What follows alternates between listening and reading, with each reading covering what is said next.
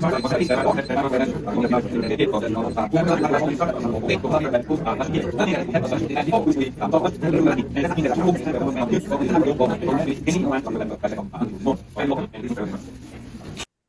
morning, everyone. Let's get started. Welcome to the celebration for the new members of the UCDEA Emeriti. We are very glad that you are able to be here and join us for this celebration, and especially thankful to the Emeriti that are going to speak today. First of all, let's thank the co-sponsors. Without them, this celebration would not be possible. They are the UCDEA Emeriti Association, that's represented here by the president, Suad Joseph, and the other members, including Alan Jackson, that's coordinated the video program, and there will be opportunity to talk to them later on. The College of Biological Science, the School of Veterinary Medicine that celebrates 75th anniversary this year, the School of Medicine, the College of Letters and Science, represented here by Dinha Tequana, thank you for coming, and the College of Agricultural and Environmental Science. We have also a series of donors, as Nathan Cooperman, Les and Bruce Hammock, Raul Adamchak and Pam Ronald, the Department of Chemical Engineering, the Department of Biomedical Engineering, and the Department of Medical Science and Engineering. Thank you all for your support. And if you want to contribute for next year, in terms of doing a donation, the napkin is a little bit deceitful because there is also a link there asking you if you would like to donate in the future. In 1938, the Davis campus, then named College of Agriculture at Davis, was home to 76 faculty members. Today, 86 years later, the University of California at Davis has 5,095 faculty members, of which 3,195 are Senate members, and 1,900 are members of the Federation. We gather today to celebrate 73 colleagues who transitioned to emeritus status in 22-23. Some other colleagues retire after the cut line, which is July 1st, and they will be part of the cohort of 23-24. Combining the colleagues that retired today, they serve our campus for 2,190 years. We are so proud of all our retirees and their accomplishment, and for decades they have strived to make UCDEA a better place for all of us. So we can strive, we can have our successful programs because we step on their shoulders. Before much further ado, let's take a moment to acknowledge the land on which we gather today. We should take a moment to acknowledge the land on which we are gathered. For thousands of years, this land has been the home of Patwin people. Today, there are 3 federally recognized Patwin tribes: Cashel-Dahi Band of Wintun Indians of the Calusa Indian Community, Quetzal-D Wintun Nation, and Yocha-D Wintun Nation. The Patwin people have remained committed to the stewardship of this land over many centuries. It has been cherished and protected, as elders have instructed the young through generations. We are honored and grateful to be here today on their traditional lands. Thank you. The speakers have agreed in quite an unusual format that we have 10 speakers, but they are going to be selected in a random way. And how is going to be this selection? I'll explain it to you now. I selected here 10 of the most successful UCDEA alumni. As we know, the UCDEA alumni go on and in all walks of life, and they are successful. They may be comedian, maybe the professor and director of a museum, got the Nobel Prize, or maybe the president of a university or provost, astronauts, Native American leaders, mayor of the city of Davis, who is with us today, Also, they can be a Chief Justice. So each of these names here is linking to a presentation that honestly, I don't know whose presentation is that. So it's going to be completely random. I know that the Emeriti is so busy that some of them teach and teaching as you speak now. So if you hit one of those that are not be able to speak now, then we have to push this to the afternoon because some of them are in qualified exams and the others are teaching at this very same moment. In order to explain that, how it works, the clicking, let me show you a picture of one who would be one of the most famous UC Davis alumni. But unfortunately, he was tragically taken away from us. And all the UC Davis community felt very sorry for that tragic accident. Karim Abu Najim. So I'm pretending that he was one of the 11 here, and I'm going to click on. That will put us in a presentation from Chancellor Gary May. He does not need an introduction, but I think it will be worth mention that last year, Chancellor May partnered with his mentor to establish the Professor Emerit Agustin Szabo and Chancellor Gary May endowed the award in engineer diversity at UC Davis. So let's hear Chancellor Gary May's message. Greetings, new Emeriti. I'm honored to celebrate you and recognize all you bring to our university. You play a vital role in keeping UC Davis on an upward trajectory. Your continued engagement through teaching, research, volunteering, and philanthropy is vital to our continued growth and success. Our newest Emeriti join an esteemed group with more than 70 in today's honored cohort. If you do the math, this accounts for a combined 2,190 years of service at UC Davis. This reflects the kind of dedication and commitment that makes our university a world-class institution. UC Davis is better because of you. This celebration is bound to inspire you with current faculty and emeriti alike who are global experts and innovators in their given fields. Looking ahead, I encourage you to stay engaged with campus. The UC Davis Emeriti Association is ready to welcome you with resources and support for this newest chapter of your career. You'll be hearing more from them as well today. In the meantime, enjoy this well-deserved celebration and the opportunity to connect with your esteemed colleagues. Thank you for your enduring dedication to UC Davis, and congratulations on reaching this milestone. All right, so let's go back to the original presentation there, if I may. So let's pick up someone here. Maybe Dinha Tecona, could you pick up one of those? I know that everyone is in the top of the list, but can you select one of those and let me know? How about Tracy Dyson? Trace Dyson. All right, so let's click on Trace Dyson. So that's the presentation from Paul Gepts, who has served the University of California for 36 years at UC Davis and 2 years at Riverside. 30 years of service, and it's Qualset here. So, Carl, would you please come forward and introduce Paul Gepts? So, maybe you come this way here.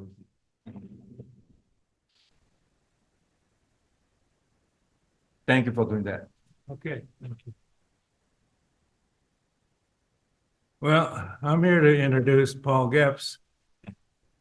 If I can figure out what the hell's going on here. But anyway, Paul Gepts is a retired distinguished professor of crop sciences in the plant science department. And he has an interesting history. He's from Belgium, and he did his undergraduate work there, then moved to Wisconsin. He had an interest in languages, so I think he went to Wisconsin to learn Wisconsin English.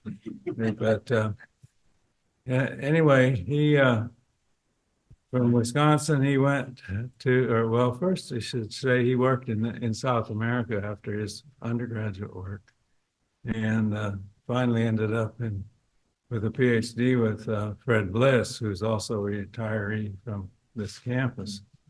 I don't think Fred is Fred in the audience, Fred Bliss? No, okay. Anyway,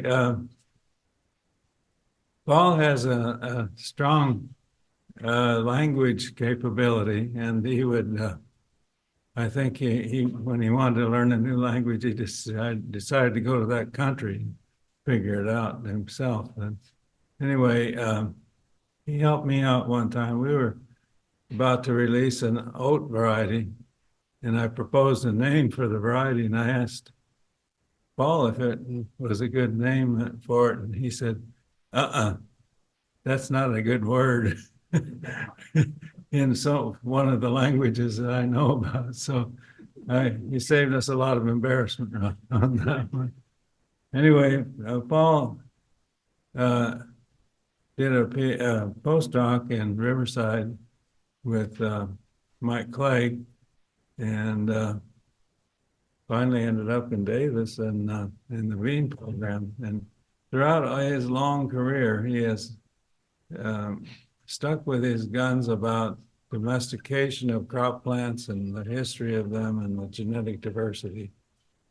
So don't forget that. That's in my phone's ringing. I don't know how to shut it off. So anyway, I would like to introduce Paul and thank you very much for inviting me to make a few comments. And Paul says he's got about 40, 50 or 60 minutes, usual 50-minute lecture. So Paul, please come forward.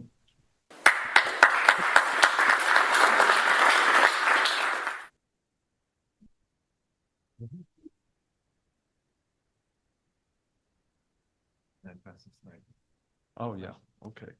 So I would like to thank all of you for attending. I have to speak close. So I would like to thank all of you here and on Zoom for attending. I also would like to thank Walter for organizing this. And I hope it continues because I think, like Walter said, there's a new cohort coming up. And this is a fantastic occasion.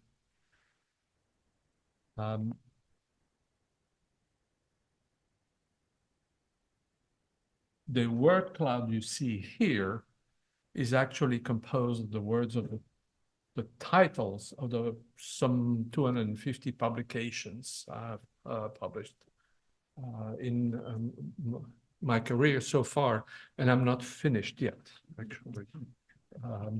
And there is one word that's could summarize everything here, and that is biodiversity. And its various aspects. The word biodiversity is not in there, but you have diversity, you have domestication, you have genetics, and so on. And in my talk, I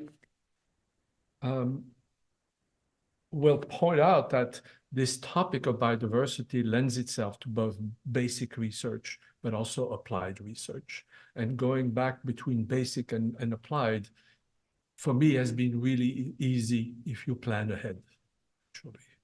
The basic aspect is the evolutionary genetics. How does this diversity appear? But also the applied aspect, it says, how do we conserve this diversity and how do we use it, actually? And Cal alluded to that, is that I've applied this as a member of the experiment station to beans. And I'll explain later why beans are important, even in a country like the US. It also, by its very nature, is an international topic. You should know California is a biodiversity hotspot, but its 300 crops were all introduced into the state. None of them are native to California. And they have been brought in through several waves of migrants into the state.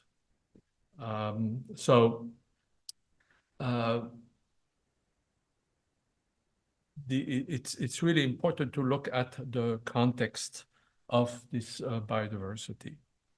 Now, one of the things when I think back that I'm most grateful for has been the people who have come to my research group here at UC Davis.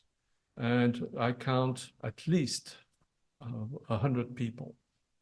There are about 40 graduate students, masters and PhDs, and another 60 or more who were visiting for a few months, a year, or they were postdocs, and they were a really international group. Now, you see the photo up on the left. I put a year on it to convince you that I've not been at this forever, okay? Even before the University of California was created. It is interesting, if you look at the photo, this is the first cohort, and I tended to work in cohorts so that you would have a group of people who travel through their graduate studies together and generate, you know, friendships and so on. And it's interesting, if you look at the photo, is that their personality shines through the disguise, actually. You know, there is a difference between the people in the front row and in the back row, actually. You know? And so you deal with different personalities, with different cultures and so on. The 2014 is 10 years ago. That's what the group looks like. And the last cohort is, unfortunately, was in virtual cubby holes, but then we managed to also meet in person in Central Park every week. And I'm grateful also for them, for the last cohort here, to hang in there in spite of all the COVID measures. And this is because they worked on beans, and that was the central theme. I call it the bean constellation. This is where they are now, and this is a work in progress, but really it reflected also my activities internationally. Like Cal said, I went to Latin America, to Colombia. I should say, originally I'm from Belgium. At the university there was a group of faculty who became interested in beans for two reasons. The first one is that they're rich in protein. And we talk now a lot about plant protein. This was a project that was way ahead of itself. You talk about 50 years, 60 years ago. And the second theme was to use biodiversity to improve these sources of plant proteins. So I was hired into that project, and they sent me to Colombia to a center called CIAT, which has the largest collection of beans in the world. And that's really where I was introduced to that concept of biodiversity of a crop, because they had not only advanced varieties, but they also had farmer varieties and wild types. And from there, I moved to Wisconsin, to University of Wisconsin, and I did my PhD with Fred Bliss, who is, I think, maybe in the Zoom audience, and I'm very grateful for him. He's one of my mentors, just like Cal has been one of my mentors here. It also reflects that not only people came to my lab, but I also did research in all these areas as well, in the Americas, in Africa, in East Africa, and then in Europe, okay? And at one of the international meetings which took place in the US, I met a person who was later going to become my wife, Elizabeth Garcia, who is here in the audience. And that was some meeting, you know. I mean, I can't imagine, I can't remember a better meeting than that one. So, and having this international context has been also personally pleasing, because you get to know other cultures, other foods, other musics, and so on. So this biodiversity is really a very important issue, and I think that it's not high enough on the radar. There is a biodiversity crisis. It's closely allied with climate crisis. Biodiversity is being lost, and we talk about the 6th global or mass extinction. I should say, I will tell you that we don't pay enough attention, because biodiversity decreases, is getting lost, but it's a slow process.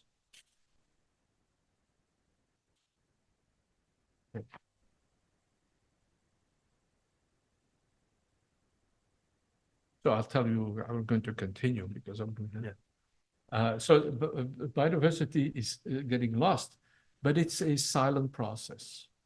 It's also an irreversible process. Once it's lost, you're not getting it back. And it's a very subtle process. You hear about climate crisis, yes, because the images are spectacular. The images are spectacular, forest fires and so on. You don't get images about lost diversity, almost never, okay? So I'm principally interested in a subset of that biodiversity, and the one that is related to crop biodiversity, and particularly for beans. And an important process then is crop biodiversity is the concept of domestication. And domestication is a selection process for adaptation to the human environment, whether it's cultivation or it's consumption, actually. And that gives us then a temporal, spatial pattern of diversity, but also it gives us novel sources of genetic diversity. Domestication happened for a limited number of species about 10,000 years ago. But also I've argued, and one of the concepts I've argued is that it occurred also before because of the inherent adaptation processes, the inherent genetic processes before 10,000 years ago. And we have evidence of some events happening in beans that date back to 500,000 years ago. And so, and then it also took place since 10,000 years ago, and principally then the utilization in breeding. And this is the so-called plant breeding pyramid, where most of the breeding takes place at the apex, but then breeders have to go down the pyramid to look for genetic diversity, disease resistances, and so on in wild beans and other types of diversity. Okay. I would argue that usually people think of agriculture as a start 10,000 years ago, but I would argue that it's the apotheosis of the hunter-gatherers that came before agriculture. It's the hunter-gatherers who started cultivating things. And it was a deleterious move because hunter-gatherers have almost disappeared on the planet, actually. And so they adopted a new technology, but it was to their detriment, actually. Okay. So another concept I introduced, and it was part because of teaching, is the domestication triangle. In a course, if I have time, I'll talk about it. The crop evolution course, I have a lecture. I say, why did people switch from hunter-gatherers to agriculture? And this is less than obvious. The major reason might be that you produce more biomass or food per unit area, but there were deleterious effect to people. Their health status went down and only recuperated maybe in the 20th century, and now we're going down again, actually. So why did people start? And we don't know. It happened in at least 10 areas on the planet, but there are different factors, and we don't know. So I had to explain, and I put a caveat at the beginning of the lecture. I'm going to talk about something, and I can't give you the answer, okay? But I could present the different factors that might have been involved. There were factors related to the characteristic of the plants and also the animals, and I won't touch on that. But just as an example, I asked the question, why was the cow domesticated and not the tiger? So think about it, okay? And there will be a part of the QR test, there will be, no, I could have added that actually, I think. but there are also characteristics of the environment. And 10,000 years ago coincides with the end of the last ice age and a general warming up of the climate. And faculty here at UC Davis, I think of Bob Bettinger, for example, in anthropology, have argued that it could not have happened before because it was too cold, CO2 levels and so on were too low, and so on. And then what is most interesting to me is that there are human factors. Why did it happen 10,000 years ago? Maybe there are cultural factors, the knowledge of plants that is really important, the choice of crops to be domesticated also. And so this is the triangle of the domestication. I presented in several papers, and recently at the bottom right, there are papers in that really have used that concept in their own research. And I'll skip to this. Now, if you're interested in domestication, which I became passionate about while I was doing my PhD with Fred at the University of Wisconsin, I couldn't find a better genus of plants to do that because the genus Phaseolus is a domestication hotspot. And you see some of the changes here, changing growth habit in plant type from a viney type to a bush type, for example. So there are 7 domestications. That's about 10% of the genus has been domesticated. And there are 2 species that have been domesticated twice. So I will show you. This is the distribution. See the colored dots there of the wild relative. And I indicate this because this is really unusual. It is a very broad distribution. And I've been fortunate enough to traipse around to these places all the way down from Mexico to Argentina. And here you see the different domestications. The 4 at the top represent different adaptations.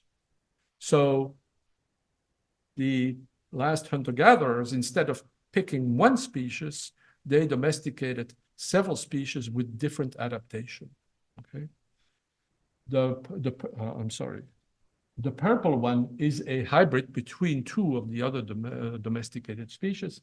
And then really unusual is that the 2 in South America are long distance dispersal events, presumably by birds who eat the seed, and then the rest is, I don't have to make a drawing here.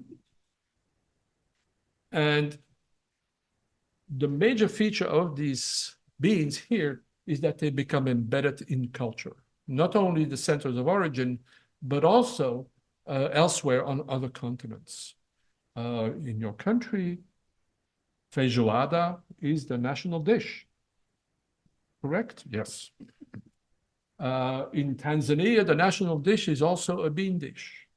And that is very important for the concept of breeding new varieties because they have to satisfy the consumers, the customers, okay? So this gives you an idea of the 7 domestications. You see the top row are the wild relative, the wild progenitors. And at the bottom row are the actual seeds. And you see this tremendous diversity in colors. And we are now in the process of identifying the genes responsible. Only about 10 genes, no more, that generate all this diversity. I'll talk about that later on. And the difference between them is really adaptation. And you see the top row here, and the ones to the right, lima bean and tepary bean, are of very much interest because they are adapted to heat and in some situation also drought. And so what I'm proposing is that if we can't use common bean, which is the major species right now, we can switch to lima bean and tepary bean as an alternative. And these are crops that are relatively similar. And so it should be less difficult to adopt new crops in the case of climate change.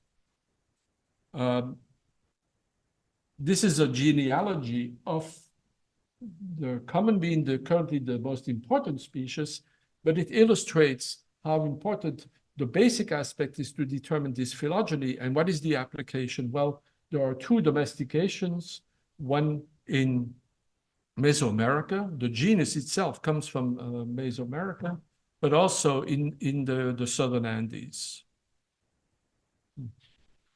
And then second thing is that you see a gradual loss of diversity as the process of utilization and domestication advances. We see a diversification after domestication. For example, there is a group of beans from northern Mexico, which is very much adapted to drought, something of interest today. One of the signals of this drought tolerance is that their pods remain closed at maturity. Normally, the dryness is necessary to open the pods explosively. So people talk about a ballistic seed dispersal.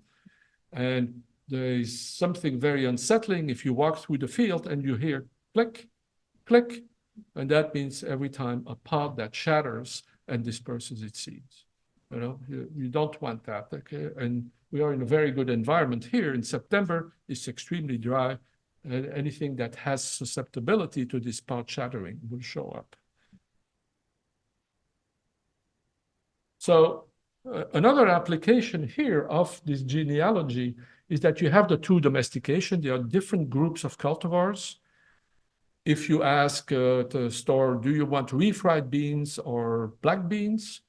That are two Mesoamerican domesticates. Or do you want a kidney bean salad? That's the Andean domesticate, for example. They have different adaptations. They are grown in different areas. But also the pathogens, the fungal pathogens, have a coevolution process so that you have Mesoamerican strains and Andean strains. And we have applied this concept then to a project, a large project that has been going on since 2006, that is funded by a small charity in the UK, the Kirkhouse Trust, and is a different model. Right now, the programs in East Africa adopt varieties from outside, from the international centers. They test them. If it works out, they have a new variety.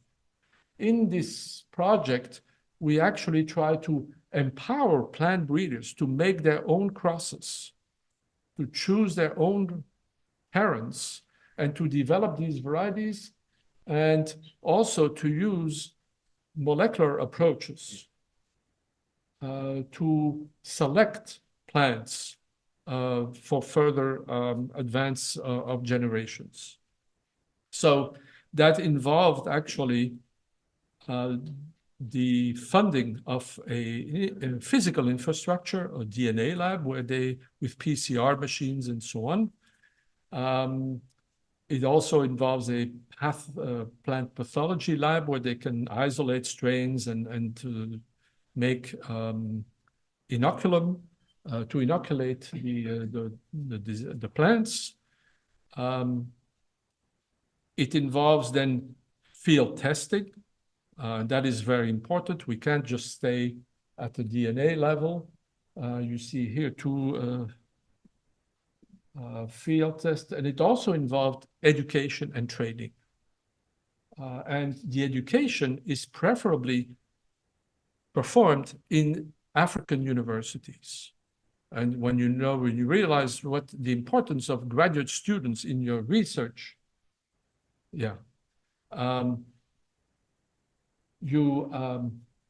it's important to keep the students, to strengthen the African universities.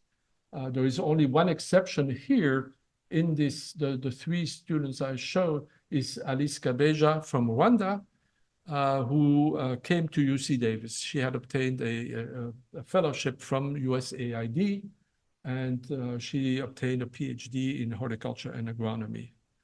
And then it also involved a database, a sequence database, which then was used throughout the world and was housed here at the Genome Center for several years.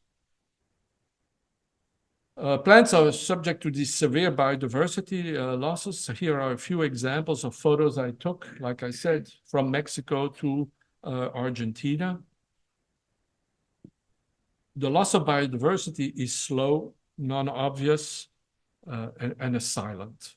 Okay, these are a few examples of the factors involved. You have urbanization, you have agriculture, you have recently this solar farm, and the accession there was a wild bean, which has been shown to increase tolerance to drought in domesticated beans. And then if you don't pay attention, at the bottom right, that's what you end up with, okay? I'll skip this the rest of time.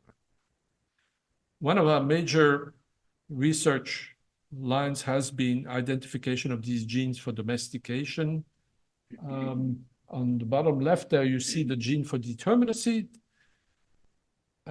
This we identified actually as a homologue of Arabidopsis. We took the functional allele of beans, transformed it into Arabidopsis, and it restored the wild-type phenotype. This is a technique. I've mentioned this for molecular biologists here, but that told us, yes, we had identified this gene. You have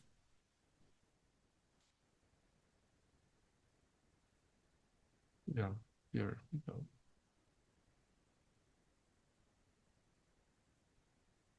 So you have the gene for seed color are being identified, the gene for photoperiod sensitivity, for adaptation to temperate environment.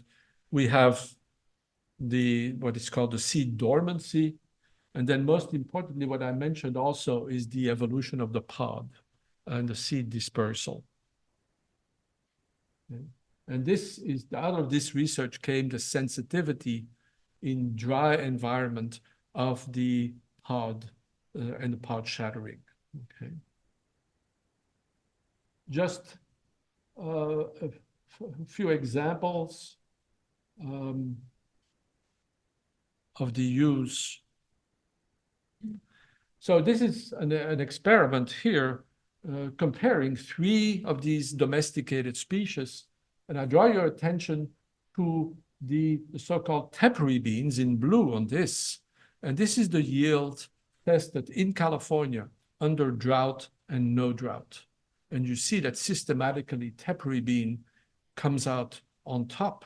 It is way more tolerant to drought. And so it presents an alternative to the current varieties of common bean. Something I worked partially or started working with Fred at the University of Wisconsin, and I should say Fred is he lives in Davis now here, is that there is a cluster of genes that confers resistance to seed weevils, which is a problem in subsistence agriculture because people store their seeds, actually.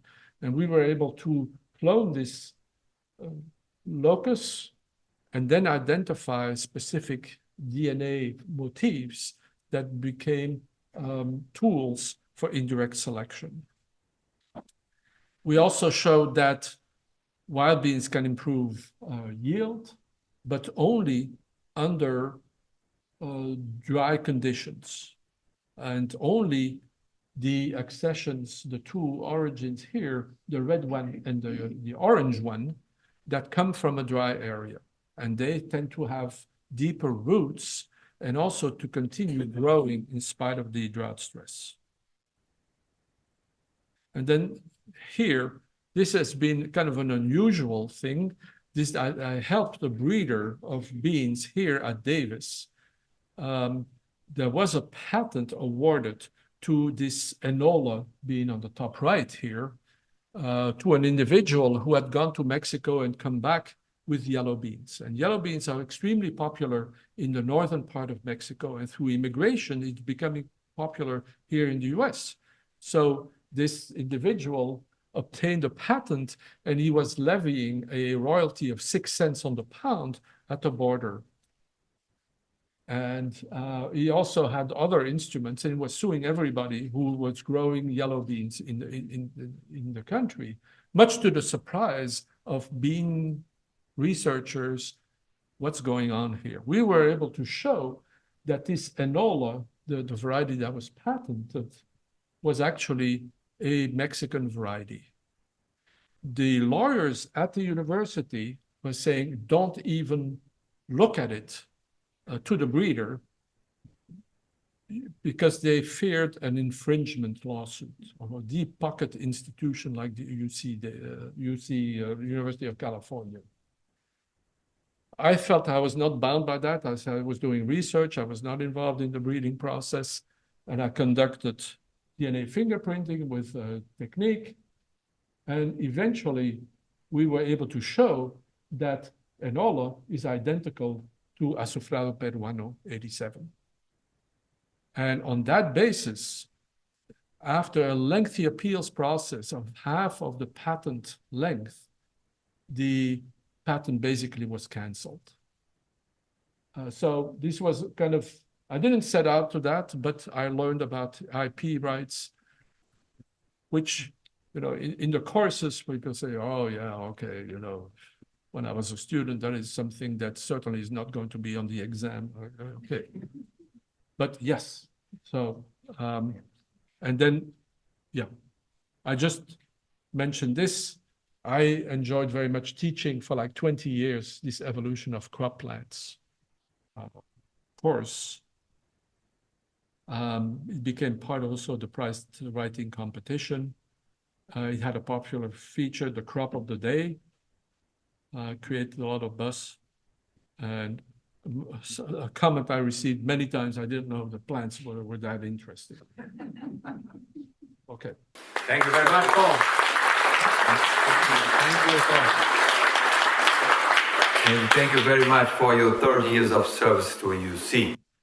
Speaking of 38 years of service to UC, there's another member of the faculty retiring that has served the university for 40 years.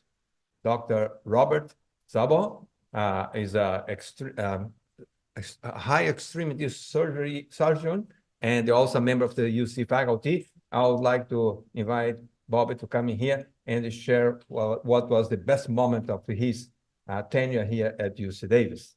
So, Bob, congratulations on your retirement. I actually declined to talk, and had I known, I would have put together an hour-and-a-half lecture on carpal instability. But so 40 years ago, I came here. I'm a New Yorker, and this was the Wild West. The medical center was a small medical center. There were 6 members in the Department of Orthopedics, 5. Then I became the 6th. Now there's like 26. And I had opportunities here that were incredible that I could never have had in New York City. My opportunities really revolved around 3 areas: patient care, which I love my patients and developed tremendous relationships that I have to this day, with being able to teach residents, students, and fellows, and started a fellowship in hand surgery, and to have research activities to be able to publish, travel around the world, and present my research. Some patients that really come to mind, you know, if you want to have some excitement, there's nothing that feels better when everybody's looking at one of the Sacramento Kings, Bobby Jackson, who dislocated his wrist, had this is not, I'm not violating HIPAA because this was in the news, and any of you medical people. But, you know, after reconstructing his wrist and going through rehab, to see him get back on the court that first night, and the first ball that he threw up to the baskets, a 3-pointer, went swooshing in, and the sweat came off my forehead. That worked out okay. To see young adolescents with sarcomas of their osteosarcoma of the humerus, to resect that patient and see them 30 years later with their grown-up kids, is just something I can't describe to you. And this is just fantastic for me. With students, I had students, not only medical students, but I spent a few years with the bioengineering students on this campus. In fact, for 3 years, we submitted capstone projects, and 2 out of those 3 got first place awards, which I'm pretty proud of. I had medical students, residents, and as I said, fellows, which were a joy. For those of you who have children, not always a joy, but most of the time. And to travel around to South America, to Europe, Japan. I've been to Japan 8 times, invited. I started out with some traveling fellowships. It was just a great career. I have a lot to thank UC Davis for. It's a very good place to work, particularly when you're starting out. And I decided to stick around for 40 years. So thanks for letting me say a few words. Thank you very much. So in order to be entirely random, I have to make a call here. Isaac is the next speaker. And to introduce Isaac, I ask Bruce Hammock. Well, I'm really glad to introduce my friend Isaac Pessah today. Isaac actually came to Berkeley about the time I was leaving, and then just a couple of years later, I was involved in trying to recruit Isaac to Davis, and now we're both old guys. But at any rate, it's been really fun through the years to work with Isaac. So for many decades, he was on the Superfund program at UC Davis, and later on the Counteract program.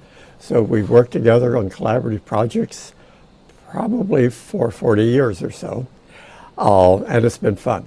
So at Berkeley with John Cassida, Isaac and John found the ranitidine receptor, which has turned out to be really fundamental in calcium regulation and cell biology. Isaac, if we look backwards, got his degree at Cornell University and then worked with the Elderfraues before coming to Berkeley, and then moved to UC Davis.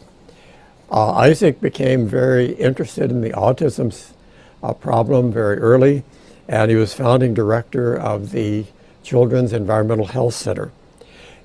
He's held a number of positions at Davis, including chair of his department, associate dean of research in the Graduate School of Graduate Education in the vet school, and of course has been a long-term colleague and dog walker in my neighborhood. Isaac received the Pfizer Award for Research Excellence in 1997 and the Toxicology Society's Distinguished Lecture Award in 2010. He was elected as a AAAS Fellow in 2019. So it's with great pleasure and that I present to you Isaac Pessah, and great regret that with my immune suppression I can't be in a crowd. So Isaac, please take it away.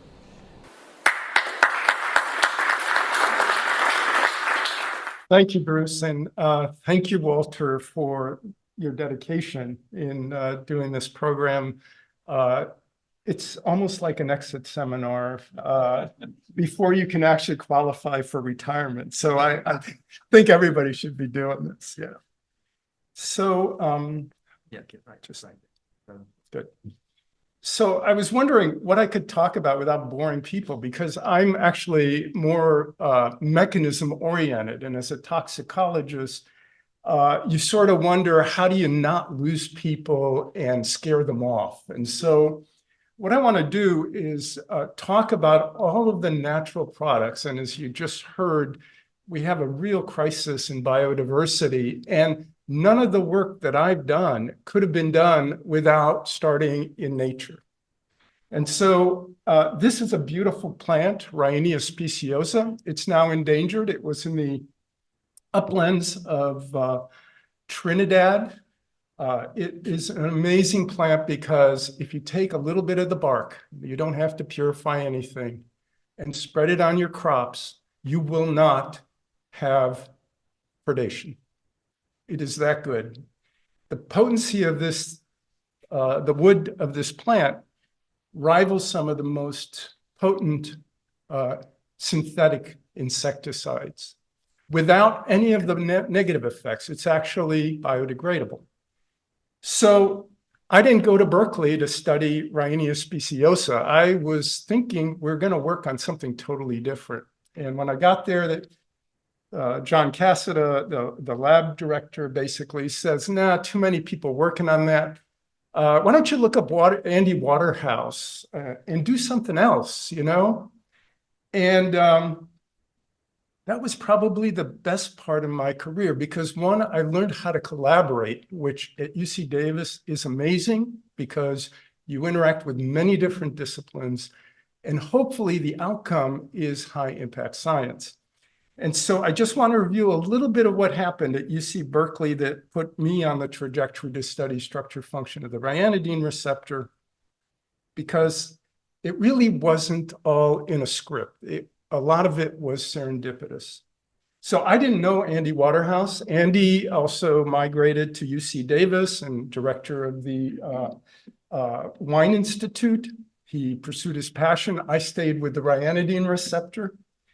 But one thing about this plant's active principles is, as you can see here, this is ryanodine. It's a very complicated structure. And as John would always tell me, there is no way that a company would develop this as a commercial insecticide. It's too complicated. Took Wiesner's group up in Canada 25 years to solve this structure back in the 50s to 70s. Turns out that Andy is an excellent spectroscopist. And there was wood, Ryandia wood in the lab, huge chunks of wood. And he went from the wood to trying to characterize the products using NMR spectroscopy and other methods. So he clearly did some really excellent work on validating all the assignments for ryanodine, very complicated, but also found an invisible structure called ryanodol. And I, being the toxicologist, would see what the activity was. And we made a really interesting observation. Ryanodine, exquisitely toxic to both mammals and insects. Ryanodol, only toxic to insects. Now, what do you think you might do with that kind of information? You could still say, well, it's too complicated a structure. Let's just get on with a different project. Well, it turns out that ryanodine solved the problem of calcium-induced calcium release. And calcium-induced calcium release is a major cellular process in virtually every cell. Particular interest to muscle people, whether it's cardiac or skeletal, it is the calcium release channel that resides in the endoplasmic reticulum. Without ryanodine receptor expression, there are 3 genes, without the expression of 2 of them, life can't exist. And so what this insecticide does is it interacts with a biological target, a receptor, and keeps it from closing, which causes huge problems in organisms. But as you might have guessed, companies picked up on this specificity of ryanodol versus ryanodine, and they started screening their libraries. They had an assay. We developed the assay at Berkeley. It was very convenient. They started screening for receptor activity as well as insecticidal activity, and they converge on anthranilic diamides. This was DuPont, actually. Turns out that Rynaxypyr is a $2 billion a year compound now. And it's also just one of several hundred compounds that are in development for greener, safer insecticides. So getting a multidisciplinary team, a chemist and a toxicologist together, not such a bad idea. Just a little bit of detail that indeed it was calcium-induced calcium release. This is the assay that I developed. And the bell-shaped curve was very telling because it requires calcium to activate the channel and recognize the binding site, but too much calcium and the channel shuts down and occludes the site. This was first published in 1985. And of course, this gave a huge clue to the physiologists, first in muscle, cardiac and skeletal, and then we found the receptor in neurons.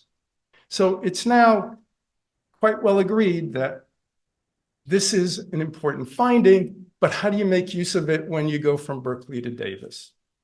Well, it wasn't quite so easy. I did get a grant right away when I came to Berkeley to study some aspects of the ryanodine receptor. But then these three individuals I met at a Gordon conference, and they said, you know, we need to get a program project together. And I looked at them, I said, well, you know, I'm pretty junior and they're not going to give us a program project that spans 4 universities. That would never be possible, right? And Paul Allen and Kurt Beam said, well, you know, there's this thing called Polycom, and we could just say that we're going to collaborate on a daily and weekly basis over the internet. You know, the little camera that follows you when you talk. Well, it turns out that this was really a dream team because we all had different expertise. And so this led to about 20 years of funding and many, many peer-reviewed publications. But importantly, it worked out the details of what's called conformational coupling between 2 ion channels. A voltage-dependent channel that sits on the surface of the cell and a calcium release channel that sits on the endoplasmic reticulum. And so if you look at the details, these 2 proteins come together and depolarization at the surface of the cell causes the calcium release that's required for muscle contraction, most of it in skeletal muscle coming from inside the cell, from the endoplasmic reticulum store. And so it became very obvious if either one was missing, muscle couldn't operate properly. It was inconsistent with life. But it also told us that there were contact regions between the 2 proteins that interacted in a conformationally sensitive way. Well, why is that important? Well, it turns out that not long after the discovery of the ryanodine receptor, a group up in Minnesota identified that in the pig, which had this thing called porcine stress syndrome, they would be put into a truck to go to market. About 10 to 15% of the pigs would never make it because they got stressed out and ended up being totally in rigor by the time they got them out of the truck. A lot like treating animals with ryanodine. But it turns out that they found the mutation that caused malignant hyperthermia, which is a condition known in humans. It's a rare disease. But we now know that there are over 300 expressed variants. In humans, there may be a lot more. I think they're finding them. It's a very large gene that codes for both RYR1 and RYR2. And these are just some of them here. And with the group, we made mutations in mice. And 2 things were very obvious with mice carrying this mutation. If they were heterozygous, they went through a full life without any problems.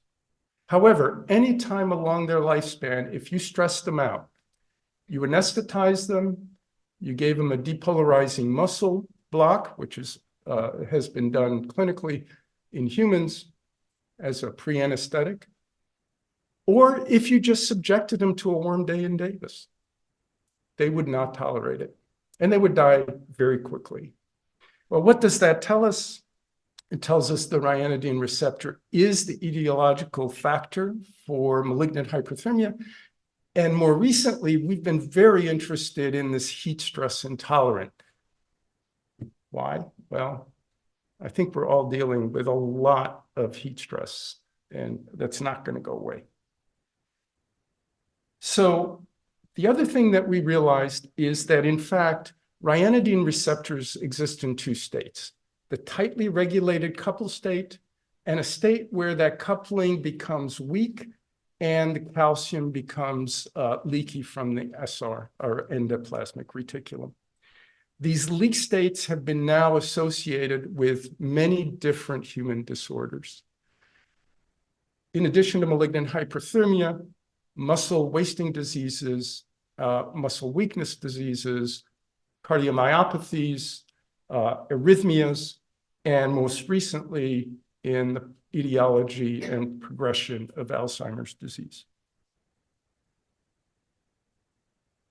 This is just some data that shows that you can sort of argue with dogma. Several human studies suggested that mutations in the voltage-dependent channel, the one that connects to the ryanodine receptor, are indeed etiological factors for malignant hyperthermia. So we made a mouse that had the human mutation, one of the human mutations in that voltage-dependent calcium channel. And as you can see here, they respond to stress for the allotted period of time, which is allowed by our Iacocca protocol, and then they recover fully. Only mice that bear the mutation in the ryanodine receptor actually die from heat stress intolerance. And so again, this is a challenge to dogma. We just published this that suggests that really mutations in the ryanodine receptors are necessary for this. I want to move on to how do you start a collaboration? Over a beer is really a good idea because then you can say things that you forget about and you don't get embarrassed. But with Ted Malinsky, we met over a beer and he's a natural products chemist. He was at Davis at the time. He went out and collected sponges in Western Australia. One of them was Ianthelobasta. He had a library over 100 different species. We developed assays, and I said, well, why don't we just try to screen some of these extracts and try to figure out if there are active principles that it might be of use.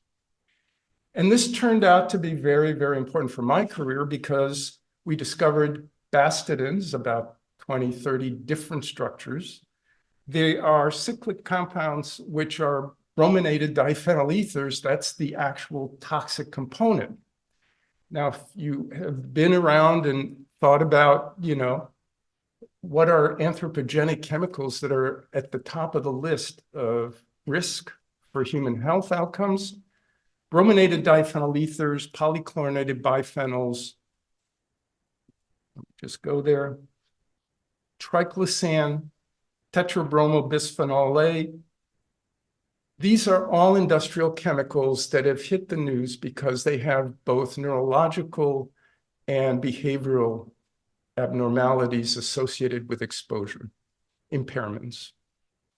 It was the bastidins that gave us the lead first to the PCBs, and not the PCBs that everybody was interested in, the coplanars, but the non-coplanars, which are largely ignored by the EPA. Of course, if you only look for these, you don't know about these. And so we developed assays and went through molecular mechanism to whole animal studies, developmental studies with collaborators to elucidate what we call adverse outcome pathways, going from single molecule interactions to adverse outcomes in individuals. And that proved to be very important because there's litigation going on right now. I think there are billions of dollars in litigation about exposures in grade schools to PCBs, outlawed in the 70s, still around in the caulking, and children are exposed. It's these PCBs, the ryanodine sensitive ones, that are most prevalent. What do they do to the ryanodine receptor? Well, here's an ion channel. Every little spike upwards is an opening of the channel. And when you put 10 nanomolar PCBs, which is probably within the range of what's in our brains right now, you begin to lock the channel open. And so this is a sensitizing effect, which could have ramifications on health. But it also has an amazing ability to give you insight into molecular structure. And so working with Montserrat Samso at the Brigham and Women at that time and Paul Allen, she was doing cryo-EM reconstructions, yes, way back then when the cameras weren't quite as good. We got 10 angstroms of not just the closed state, which was already being published, but because of the PCB, which locked the channel in an open state. As you can see here, this is locked in the open state. She could reconstruct the channel in the open state. And if you go to that paper, there's a link to a movie that shows when the channel opens, It's a huge channel. It's 2.5 megadalton. The entire structure moves to open and close. That's actually been elucidated at less than 2 angstroms resolution back in 2014, after the new cameras and new microscopes were available. And there were 3 papers in Nature showing that, in fact, this movement does occur. So PCBs of environmental relevance, but also help you solve important questions, fundamental biology. I'm going to skip this because I don't want to run out of time.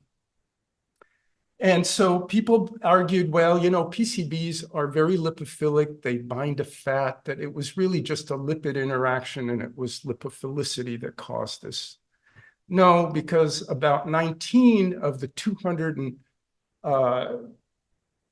over 200 different PCBs that have been released in the environment exist as atropoisomers of each other. And so you can separate them out and say, is there stereoselectivity? And in fact, we showed this for both PCB 136 and PCB 95. Does this have ramifications on neurodevelopment? Well, at an autism meeting, I met a fellow named John Merzenich at UCSF, a developmental biologist, especially interested in development of the hearing system. And we put forward a hypothesis that what PCB do in the central nervous system and central circuits is disrupt the balance of activation and inhibition, which is very, very important that it be balanced to have proper neurodevelopment. So we shared some of our compound with him, our most active compound. He got Tal Kennett involved, the postdoc in his lab, and they began doing in vivo exposures throughout the perinatal period. They would then implant electrodes into the auditory cortex and map out. So what you see here is a normal tonotopic map of the auditory cortex of a rat at postnatal day 35 to 50. These are the tonotopic maps that Tal demonstrated animals that were perinatally developed PCB 95. Clearly, the tonotopic maps didn't develop properly. And as we predicted, the balance of excitation inhibition currents in the auditory cortex was disrupted. This is normal. This is the balance in the affected animals. So that was really interesting. As I was doing a little bit of committee work called being chair of a department, I had the opportunity, somebody contacted me and said, we've been reading your work on PCBs. We have great interest, animal models. So I was invited to Johns Hopkins to give a talk to the toxicology group there. And it was a great opportunity to recruit talent. And so I was involved in recruiting Pam Lyon, which was amazing because we collaborated over many years while she's been here. We had over 10 years of funding for PCB studies, 21 joint publications, and she developed her own interest in the Counteract program, which really is still going. It's year 15 through 20, and it's highly collaborative, and they're making great impacts. I was very fortunate to get out of ryanodine receptor field for a while and actually study anticholinesterases, which we actually published the very first paper. It was collaborative, and it actually led to a patent. It was really quite exciting. That program is still going on, although. So let me get back to one last thing about coming up with new ideas over a beer. We also developed a very, very rapid throughput screen for IP3 receptor function. Now, IP3 receptors are genetically related to ryanodine receptors. They get a lot of press, but there were no tools that could tell you how they contribute to function in intact cells. So I had an American Heart student, summer student, come in the lab. Ted made his samples available. There were 112 of them. And I told the students, this is what we're looking for. Start at sample 1. They were all coded. We didn't know what they were. And go to 112. Well, he comes running into the office and says, number 10 completely knocks out the activity. And I said, wow, that's great. And I looked over the data. We all got excited. And I said, well, go back and test the other 90 compounds that you have. None of them were active. So this was actually another finding, cystospongia, which is a beautiful sponge from Western Australia. It makes IP3 receptor blockers known as cestospongin C, aragispongins, as well as a few other compounds, related compounds. This was very important because at this time, both Ted and I were working on tenure. And so we did file for patent protection with the office. It's a different office back then. But it also led to a tool being made available to a huge number of researchers. And so to date, it was 1,400 citations in ISI. That's not a brag. That's just to say that when you come up with something that people find valuable, they use it. The other thing, although we never acted on the patent, was it's now going for $33,400,000 a gram. Now, I imagine that Sigma will give you a 10% discount if you want to buy that much. Okay, so yeah. It was a great loss opportunity in terms of translation into the marketplace, but it was more important for us to get tenure. I want to close by saying something that, you know, if I hadn't been in a vet school and been interactive with Mind Institute over at the medical school, this probably would have never happened. The Mind Institute came together in 2000 or so.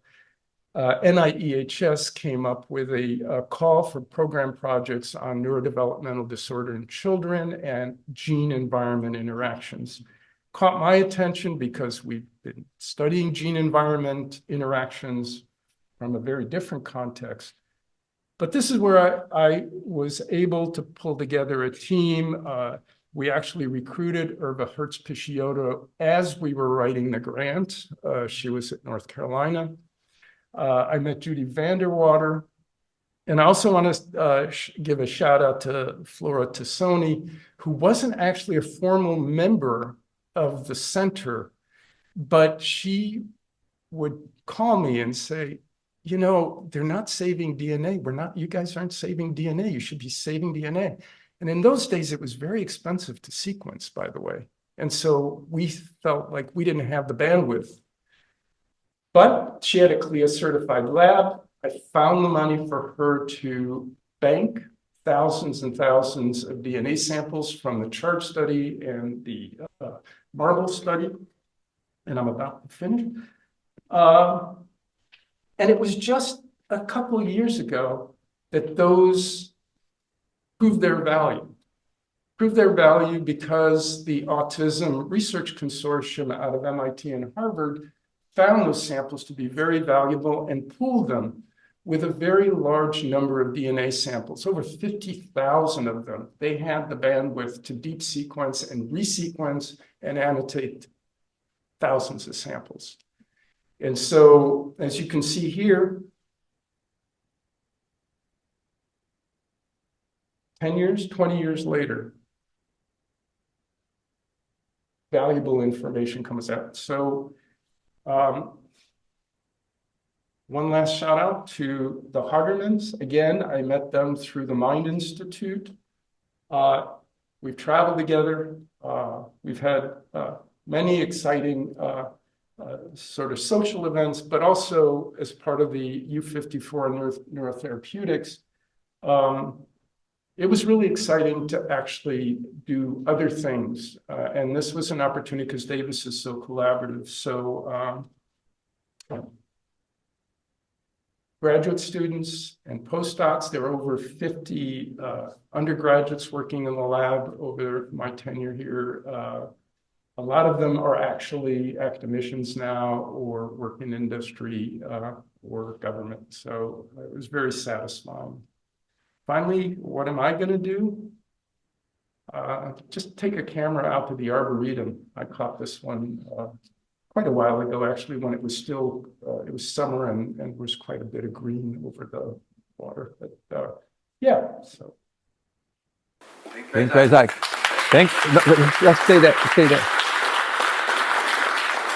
Thank you very much. I have two cards for you here. One's mine, you don't have to read, and this one is from Bruce Hammock that you might want to read it to what he said. Isaac, sharing a career with you has been wonderful. Thanks for good science and good memories, Bruce. Yeah.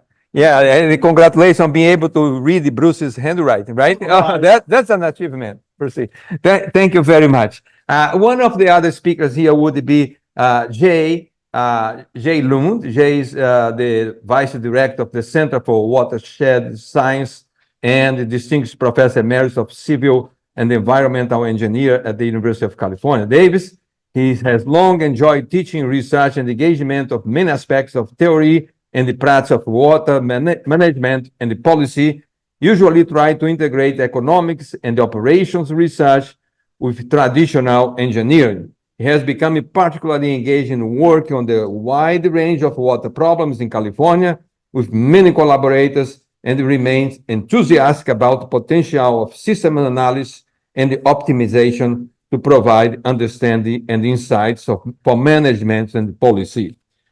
Jay has a BA in International Relations and the Regional Planning from the University of Delaware, and the BS in Civil Engineering, MA in Geography, and the PhD in Civil Engineer from the University of Washington, Seattle.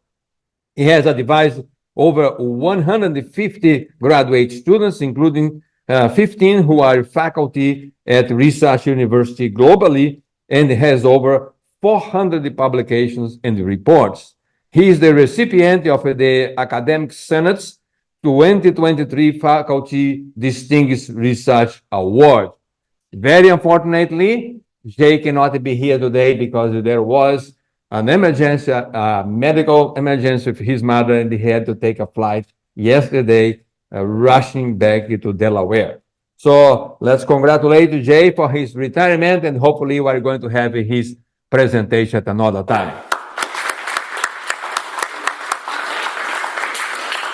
So now let me move on here for the next presentation. So why don't we move and change the subject and go to the social science now, and have Ines as the next presenter here. All right, and for Ines' introduction, I ask Bill Lacy to come into the podium and give a brief introduction. Without Bill Lacy, we are not going to be here because Bill was instrumental in making the plans for having this center here and this wonderful building that we can gather together. Thank you, Bill, for that as well.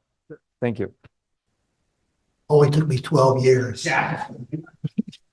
And never had an opportunity to be here. But I'm glad it is. And I'm glad you all are here as well. I do have the privilege, real honor, to introduce my friend Ines. Before I start, I just want to share with you one comment about retirement. I did this a couple of years ago. It took me a long time because now I'm an octogenarian. But it's a misnomer. It truly is a misnomer. I'm busier on many days than I was when I was fully employed. And many of my colleagues said, look, you're doing a lot of the same things you were doing when you were working. And I said, I'm still working, and I'm working on the things only that I want to do. So finding that balance is really key. Continue to do the things you like to do in your job. That's why you did it for all those years.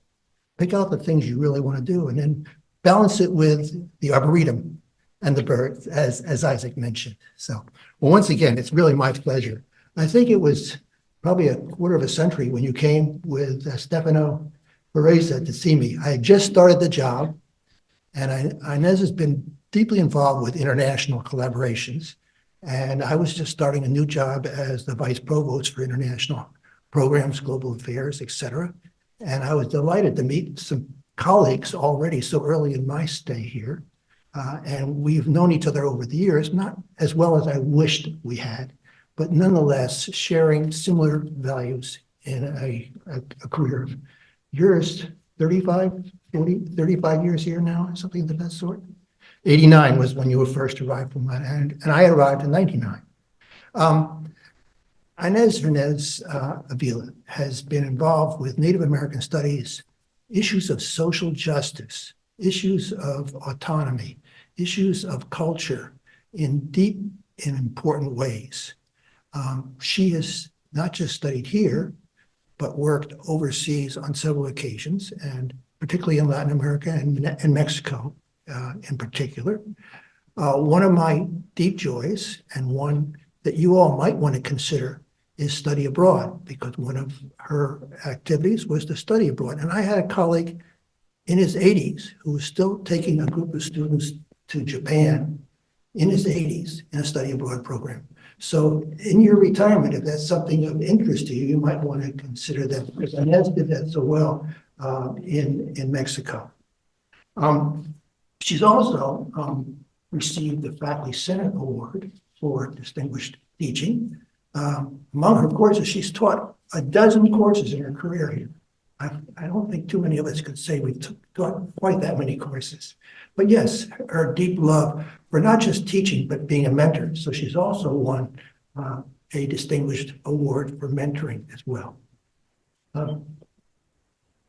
I could go on and talk about many of her excellent accomplishments, and those are well described in the brochure and program you have. But today, she will be talking about engaging the Indigenous hemispheric research, relationship building, and Indigenous futures. Please welcome Ines here.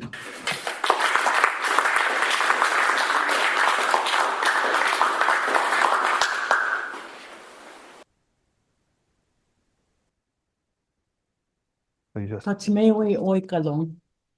Good morning, everyone.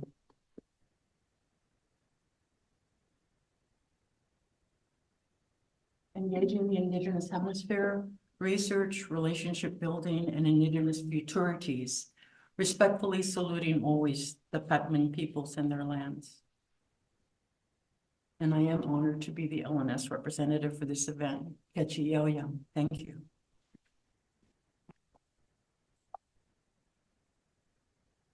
How do I go to the next slide? Okay. Oh, good. I begin with my ancestral lineage, which is at the heart of all that I've done during my career here at Davis. I am of the first generation on either side to have received a PhD. Nesper's PhDs number less than 10 in the country. I'm a doctoral and postdoctoral Ford Fellow. On my mother's side, I am Nimipu, Nespers of Chief Joseph's band. If you were to see a photo of my mom, you would see her face and his face, and vice versa. In our family stories, my grandmother, who was 12 in 1904 when Joseph died, my grandmother Alice Moisa is said to have been one of the ones to tend to him in his last moments. On my father's side, I'm Texas Mexican with Mexican indigenous ancestry.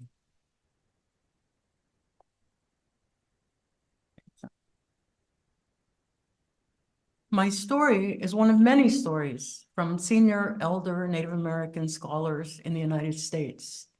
We are the generation that demanded of universities to open up spaces for us to exist with dignity and honor in academia, to do research with, by, and for our peoples.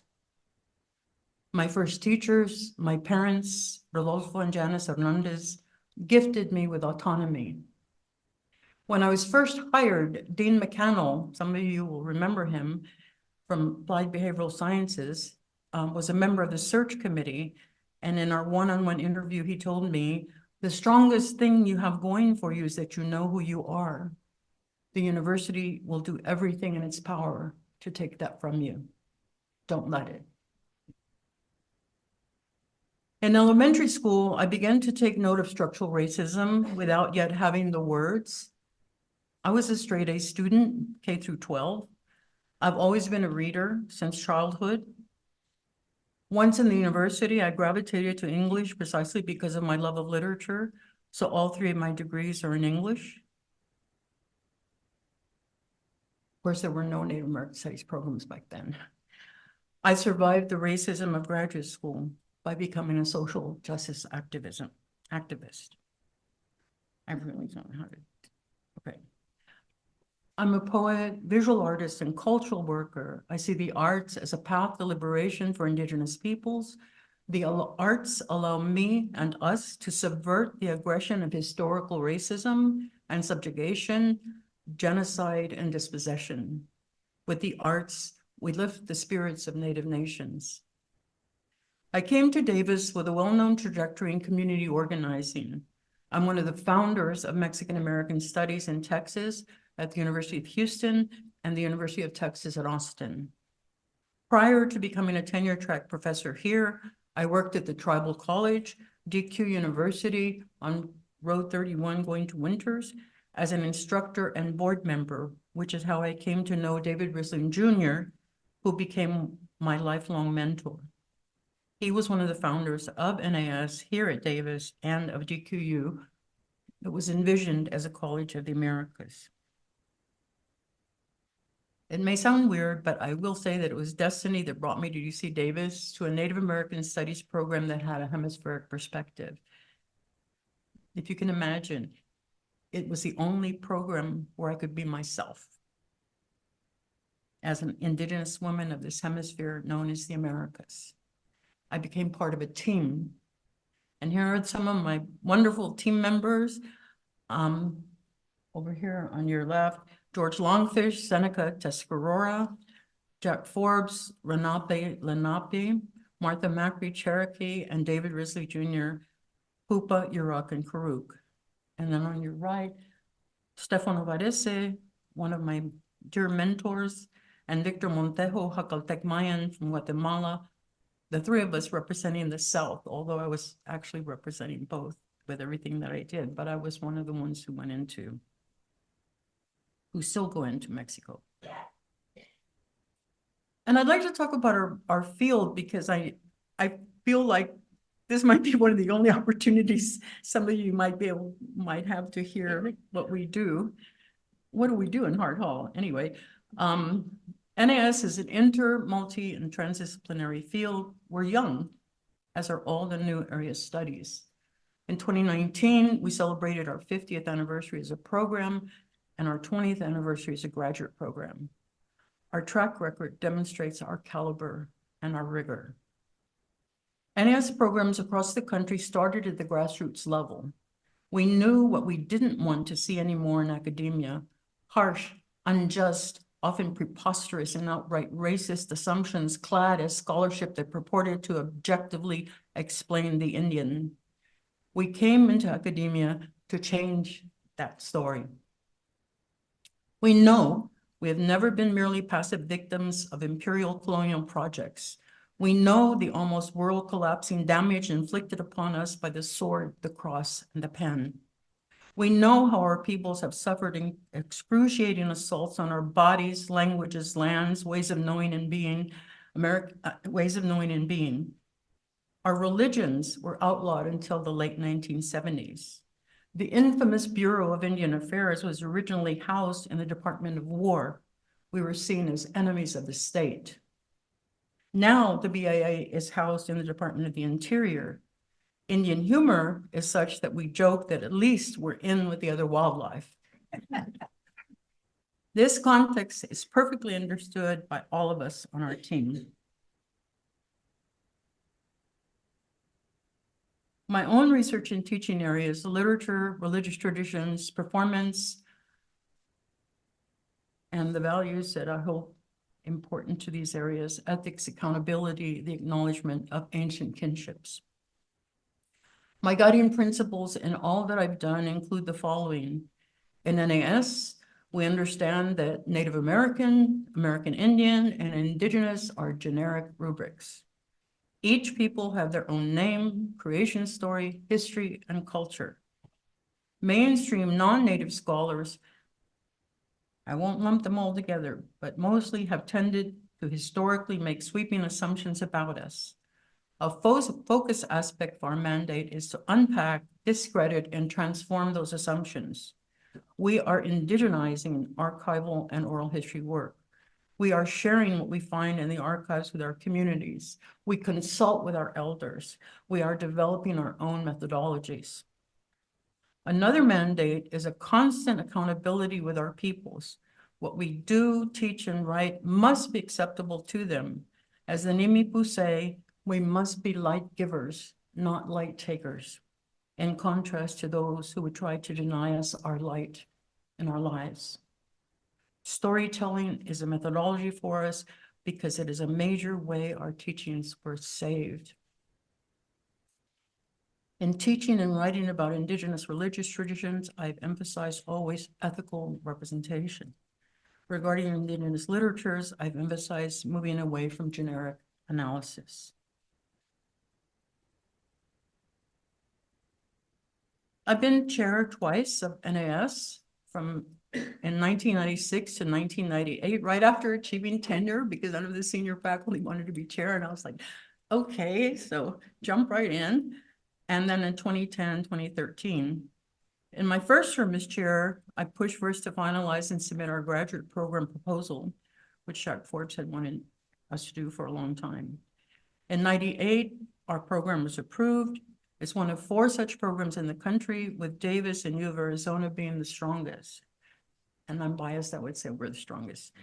Our graduate students, I'm certain, hold up against any graduate students on this campus. We have students who are Ford Fellows, Mellon Fellows, ACLS Fellows, SRRC Fellows, Robert Wood Johnson Fellows, Fulbright Fellows, and SF Fellows. Our finished PhDs are securing postdocs and academic positions with ease. We're populating California and beyond with our graduates. In 1998, with Stefano Varese, I organized a first of its kind binational gathering, Indigenous Intellectual Sovereignties, a hemispheric convocation which took place in Davis and in the city of Oaxaca, Mexico. We had representation from the Americas at both of these exhilarating meetings. Sovereignty in the US and Canada, and the word that's used in the rest of the hemisphere is autonomy, is a central concept for us. Political, cultural, linguistic, visual, intellectual sovereignty. We have the right to determine who we are in relation to all of these areas and anything else. In my second term as chair, I continued pursuing relationship building with Indigenous intellectuals. Because of my work, and obviously the work of Stefano and Victor Montejo as well, but because of my work, NAS at UC Davis is known widely beyond the United States. In 2007, at the invitation of Robert Warrior, Osage scholar, I joined a group of 6 who became the founders of the Native American and Indigenous Studies Association, NISA, now the premier international organization in our field. From the beginning, we had participation from Canada, New Zealand, Australia, some from Latin America, along with Ainu members from Japan and Sami from Norway. Norway is hosting the upcoming NISA conference this coming spring. In 2011, I served as host and site coordinator of the NISA conference, which we held in Sacramento. All of us, as member scholars, were also members of other national professional associations, such as the MLA, the OAH, the AAA, American Studies Association, Women's Studies Association, the American Academy of Religion, and more. So we were well-versed in the workings of professional organizations. Some of our members have served as officers of these well-known associations. I'm not sure how this flipped. I think that's one of my slides flipped, but anyway. My pedagogy is also the way I think theoretically and I like to say critically and creatively about my own writing. Early influences from the late Brazilian intellectual Paulo Freire and the ancient novel concept of education, initially in Yo-Yo. Freire's classic work, Pedagogy of the Oppressed, first published in 1968, was revelatory for me, providing a nuanced framework regarding, on the one hand, the dialectics of repression, including the banking system of education, and on the other, the strategies for disentangling ourselves from oppression and expelling the oppressor via concientización, praxis, action and reflection, education as the practice of liberation, and education as critical consciousness. And I was reading, I was part of a study group reading it when reading these things when they first came out. The ancient novel term for higher education was initially in Yo-Yo, cara y corazón as one word, face and heart as one word, representing a pedagogy that encouraged the emergence of the face and heart of each student, the emergence of the whole person. I was intrigued to realize that for the ancient Nahuatl people, concientización, coming into consciousness, can come about through the arts, as well as through the more traditional kinds of analysis via academic text or experiments or observation and so forth. This knowledge confirmed for me what we were doing in social movement, integrating the arts, poetry, song, teatro, theater into our activism. My pedagogy became education as the practice of critical creative consciousness. It has been my constant since the 1970s. I love teaching. My major motivations to our curriculum at the undergraduate level are a performance course that brought native theater to our campus. We most often performed at the Wyatt Theater for 2 public performances at the end of the quarter, free. And a study abroad course on Mayan literature of Chiapas, Mexico. I favor embodied learning pedagogies that allow the students to engage course materials with their minds, hearts, spirits, and bodies. In Chiapas, students enter vibrant Mayan worlds where they are welcomed joyously because of the relationship that I've had and that I've been developing for more than 20 years with those communities. I'm one of the faculty who's had the most graduate students, and I'm proud of all of them. I mention only 2, Molly McGlennon, my first PhD, and Katja Risling-Baldi, one of the more recent. Risling-Baldi is David Risling's niece. We currently have other such heritage students in our undergraduate program. One of the elders, that's one of my beloved mentors who passed away. Oh, I'm done? Is it Isaac's? Oh. When she introduced her, I was talking about her grandfather and his wisdom and how he's one of the people who taught me how to teach the course on indigenous religious traditions. And suddenly she burst forth. She said, he's my grandpa. And I was like, oh my God. In the last official undergraduate course that I taught here at Davis, Raymond Stone's granddaughter was in my class. Oh my gosh. So Molly Ojibwe is now full professor at Vassar and has an endowed chair and I believe in multicultural studies. She's now a colleague, a fellow poet, and we're co-editing a collection of essays titled Indigenous Poetics that's with MSU Press, their American Indian Studies series. Katja, it's Hupa, Yurok, and Karuk, is department chair of NAS at Cal Poly Humboldt in her homelands, very important, and she's hired other of our graduate students and Berkeley graduate students, finished PhDs, who are also California Indian, who are from up there. So they're populating Cal Poly Humboldt with professors from their homelands.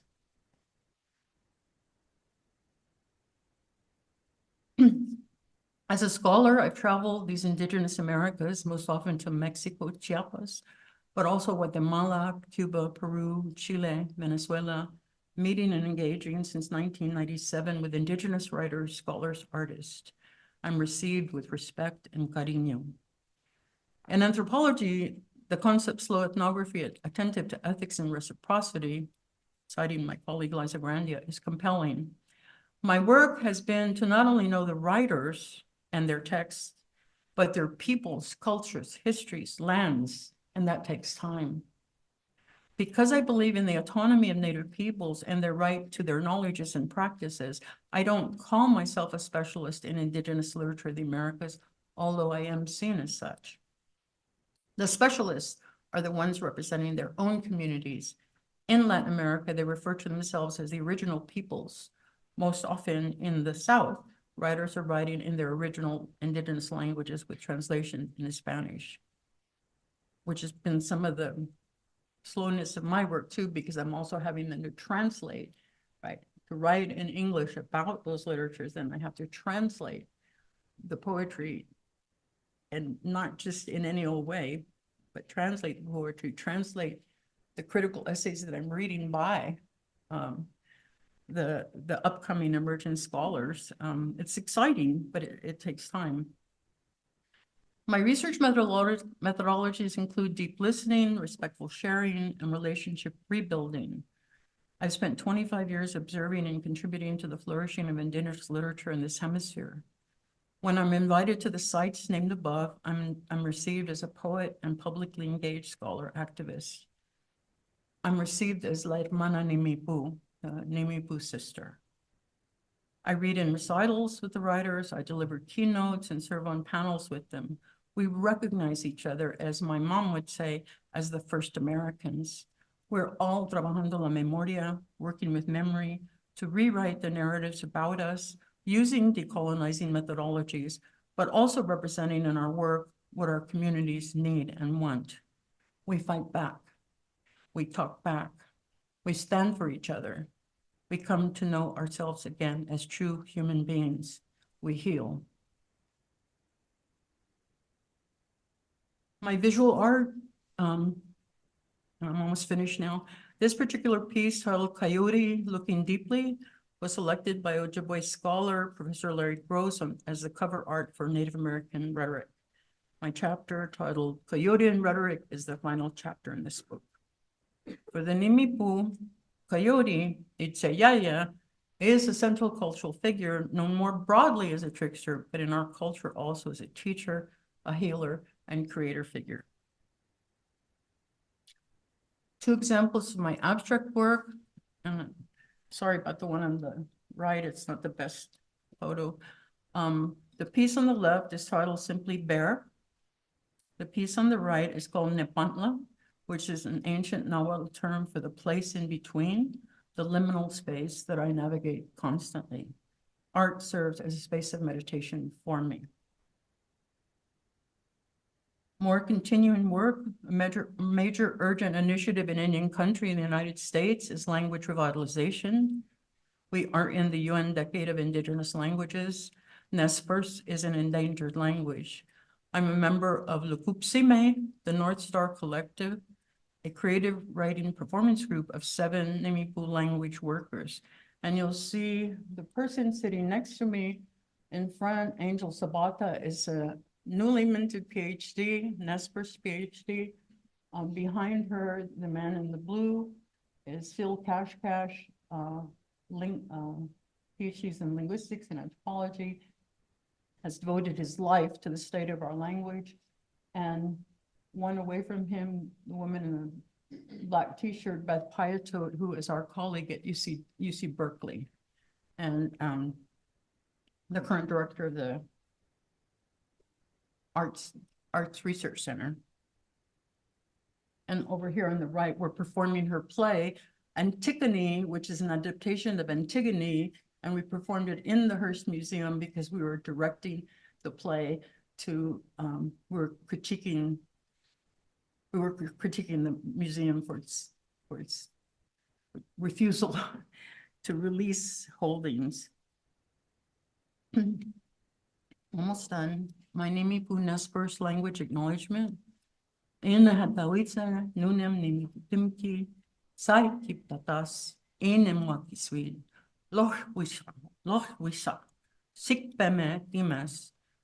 Huertas nim timas, nunem huertas, nunem timine, nunem mopisui.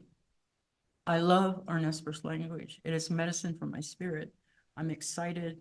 Our dictionaries amount to our land, to our hearts, to our spirits.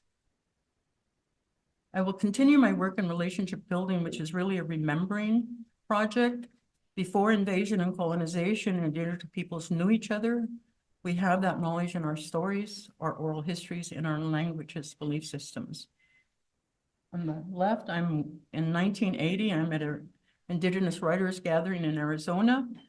And the person in between in the middle is Hopi elder grandfather David, who was age 101 at the time that he was at that gathering and still saying what he thought.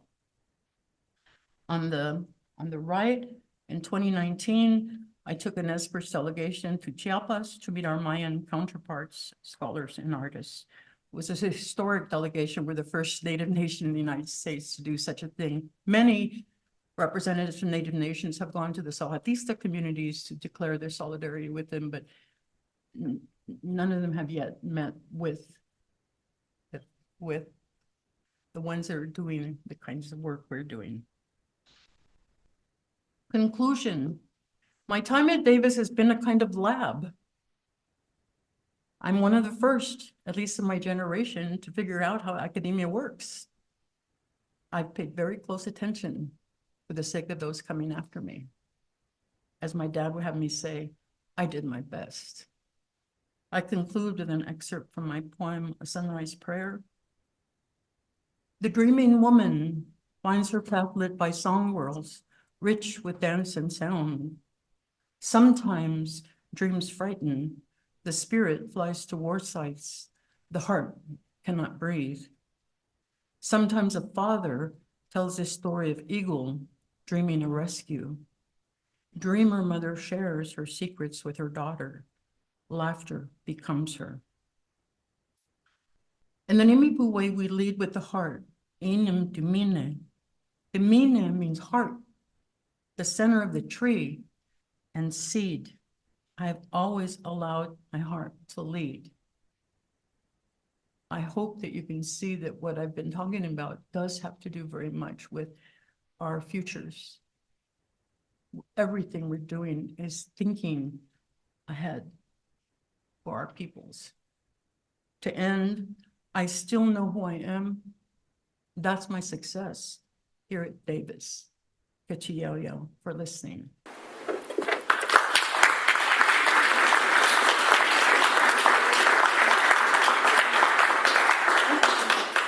Thank you very much, Ines. A little card for you of appreciation. Thank you so much. I hope you get some other cards from the audience. There's cards available there that people can take and write to you. You left a little bit of time, so you might be able to take one question. There are any questions for Ines for this lovely presentation. If not, thank you. Yes.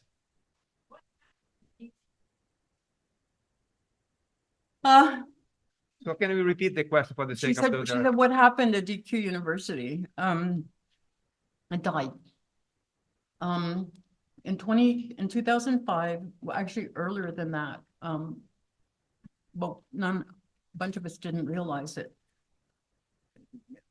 In 2004, DQ was in danger of losing its accreditation because it was an accredited institution. People could transfer anywhere from DQ with their AA.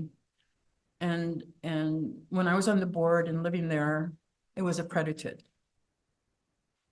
But in 2004, it started going for lack of true supervision by the main administrator. He was like, I don't know, phoning in his job or whatever.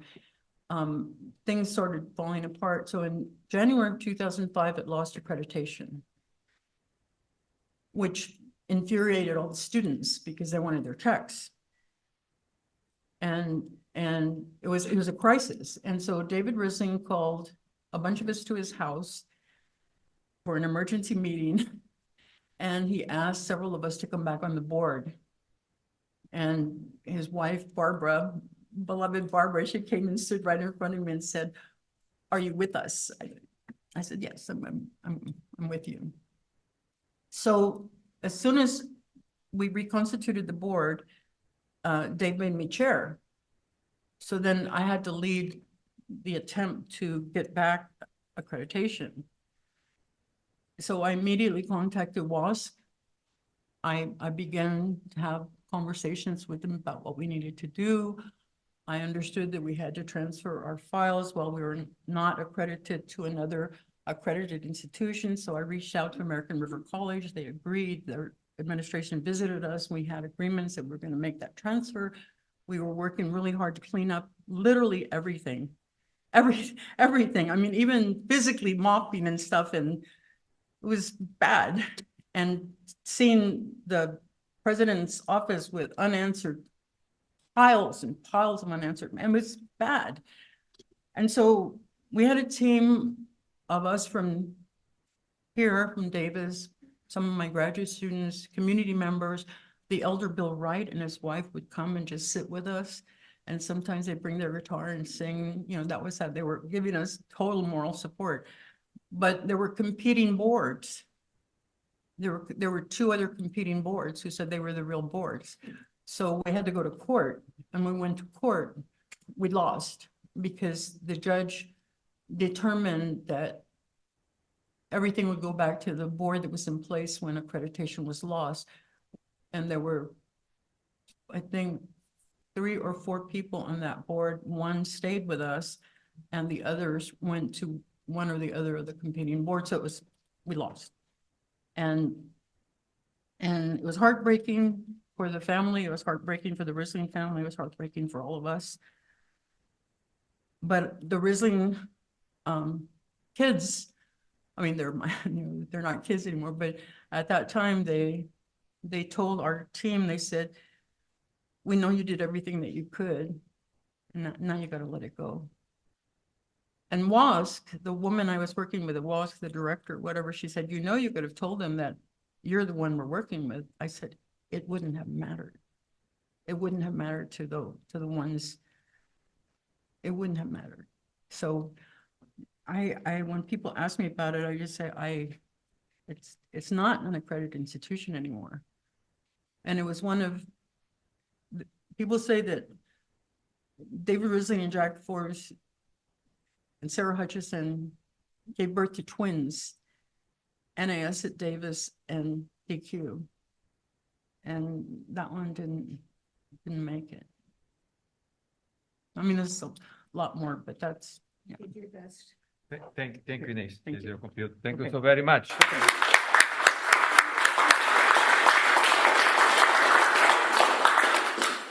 Let's stop this one here and find another presentation so that the system was not working. Okay, Shapiro is here, so let's see this one, and let's start sharing here. Where is the computer? Start share Shapiro.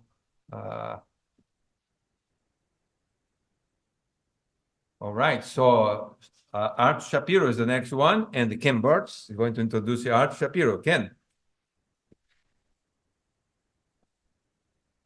Thank you, Walter. So when Walter called me the other day to ask me to introduce Art, I thought, why me? It should be somebody from his department. And then as I thought about it, I remembered that Walter, that Art is the last one of the professors who I took a course from when I was here at UC Davis as an undergraduate to retire. So for me, it's an honor to think back to that time. And in fact, Art's undergraduate advisor at the University of Pennsylvania was a gentleman named Robert MacArthur, who was considered one of the founders of the fields of ecology and evolutionary biology. So he came from a very distinguished background. He earned his PhD in entomology at Cornell in 1970 and came to UC Davis in January of 1972, 52 years ago. He's had a long and distinguished career at UC Davis, trained many great students, and gained a reputation really as one of the world's leading lepidopterists. And for those of you who are not biologists, that's the study of butterflies and moths. He's really a leader in that field. Among his many contributions to that field, mentioned briefly in the brochure, are his pioneering work in long-term longitudinal studies of butterfly populations, collecting data really unsurpassed in this area.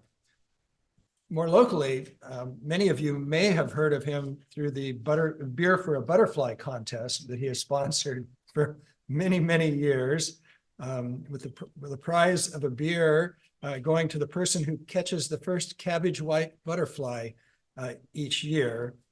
Interestingly, a contest almost always won by him or occasionally by one of his students. But since I retired and tore out my front yard and put in a garden which had a lot of crucifers, including kale, I've grown to hate the white cabbage butterfly. And I actually went out this week to look at my winter kale garden to see if I could spot one of those butterflies and earn a beer for this year. I don't know if the contest has started yet, but Art is a fellow of many distinguished societies, as you can read in the brochure. But the one that caught my eye was the Explorers Club, and I don't know that I've ever known another faculty member at Davis who's a member of that august body. I went and looked on the website to see of the Explorers Club to see who becomes a member of the Explorers Club. And what I found was something that said the membership committee looks for applicants who are similar in caliber to well-known alumni such as Thor Heyerdahl, you may remember Adventures, and Sir Edmund Hillary, who summited Everest. And I thought, wow, I've got to know the story behind that. And I was asking Professor Shapiro earlier about that story, how he came to be a member of that society.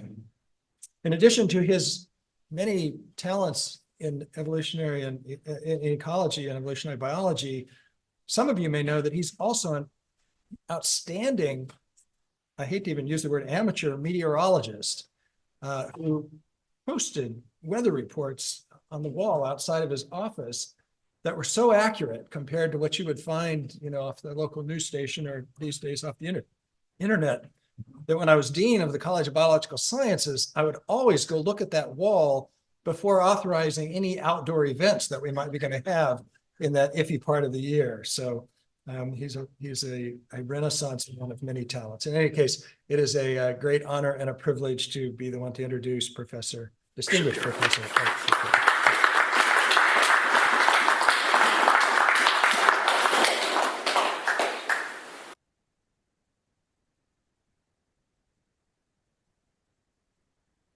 How do I advance it? So just to go here. Okay. And if you want to go back, just Okay, gotcha. All right. Okay. Well, in response to that introduction, I should mention that as a teenager in Philadelphia, I was collecting Lepidoptera when a policeman pulled up and asked me, "What the hell are you doing?" And in a snotty tone, I said, "I'm a lepidopterist." And he said, "What kind of a queer is that?"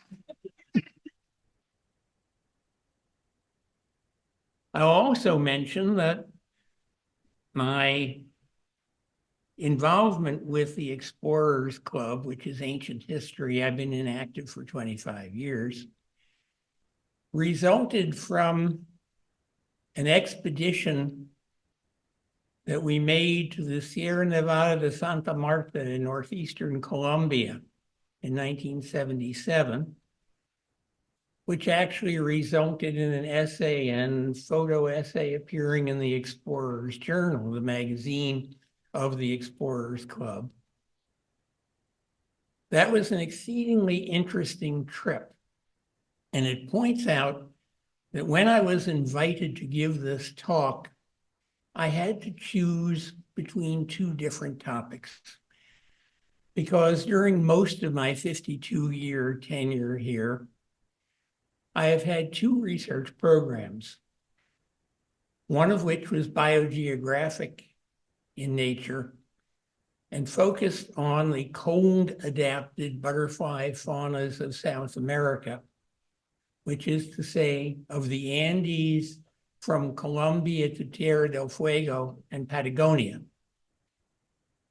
And had I elected to talk about that, you would have gotten a very attractive, oh my, slideshow of very, very interesting places. But it's not a truly coherent research story. It's a series of vignettes. So I decided instead to focus on the research program which I have maintained domestically for the last 52 years. If you would like to learn more about it, you are invited to visit our website, which you can search just by looking for Art Shapiro's butterfly site online. And at the end of this slideshow, I will give you my email.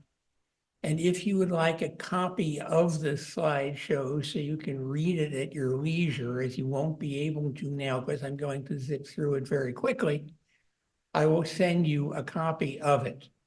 So feel free to request it. This is actually a show that I have given about 10 times. And most of those occasions have involved a handout. And you will see references to the handout in the slideshow, but I don't have a handout for you today because I haven't updated it. But we have about 24 publications resulting from this long-term study. And if you are interested, request PDFs and I'll send you some of them. If you are particularly interested in biological responses to climate change, that's what the focus of those publications is. Okay, this is a picture of mountain hemlock, a tree line in the northern Sierra Nevada. It was taken in the spring of 1983. And if any of you remember the winter of 82, 83, if you think last winter was snowy, well, 82, 83 was more so. So this was actually taken in July at 9,100 feet. And you can see the trees are bent over by the weight of accumulated snow. They gradually return to an erect position as the snow melted off. Okay, the title of this presentation, as it is in the program, is "It is the Year That Bears Not the Field," which is a quote from Theophrastus, the classical founder of the discipline of botany. And it reflects my lifelong obsession with the field of phenology, the study of the timing of biological events. I began keeping a log of both weather and butterfly seasonality as a teenager. So in effect, I had been a one-trick pony for most of my life. I'm still doing today what I was doing when I was 16. Okay, so that's what this is about. Okay. As an undergrad, as a junior apprentice in the MacArthur lab at Penn, I undertook a study of the butterfly fauna of the Tinicum Marsh in Southwest Philadelphia. Anyone here familiar with Tinicum? It's a large wetland, somewhat reminiscent of the Suisun Marsh, directly across a freeway from Philadelphia International Airport. Another of my mentors was a plant ecologist named Jack McCormick, who arranged for that study to be published. It was, in effect, a trial run for a study I really wanted to do that would require at least 5 years of data. Why 5 years? Well, my first academic position was in the City University of New York on Staten Island. you probably know how Staten Island got its name. When the Italian navigator Verrazzano sailed through New York Harbor, it was a foggy day, and they could vaguely see what appeared to be land up ahead through the fog. And Verrazzano pointed to it and said to one of the other sailors, "Is Staten Island over there?"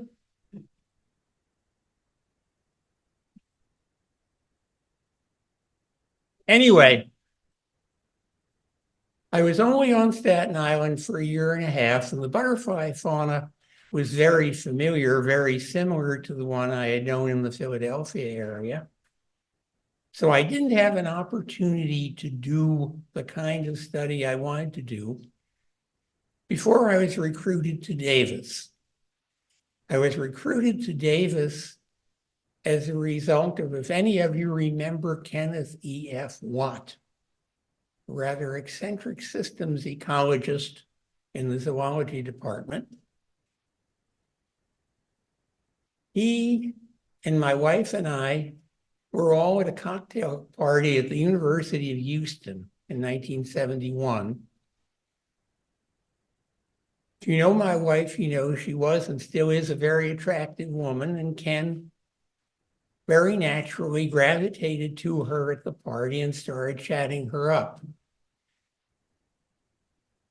Eventually, she told him that I was a population biologist, and he said, "Introduce me." So she did. And he then grilled me for half an hour, pinning me to the wall. He was a rather large man, and if he trapped you against the wall like this, you couldn't get away. And at the end of that interrogation, he invited me to apply for a job here. So I did, and I got it. And that's why I'm here. Okay, well, arriving in California was the best thing that could happen for my research program, because the kind of study I wanted to do would be facilitated by highly variable year-to-year weather. And we all know that California, as a Mediterranean climate, is a splendid exemplar of exactly that. Mediterranean climates are poised on a knife edge between a temperate climate influenced by traveling storms riding on the polar jet versus a tropical and subtropical climate with air mass weather. We have air mass weather in the summer. We have temperate zone weather in the winter. And the result is that no 2 years are alike. Okay, I got my 5 years. I figured if I don't get tenure, I'll at least be here long enough to get 5 years worth of data. But I got tenure, and the data were so fascinating that there was no chance I would stop. Okay, this illustrates why I kept going. This is seasonal rainfall for Sacramento going back into the 19th century.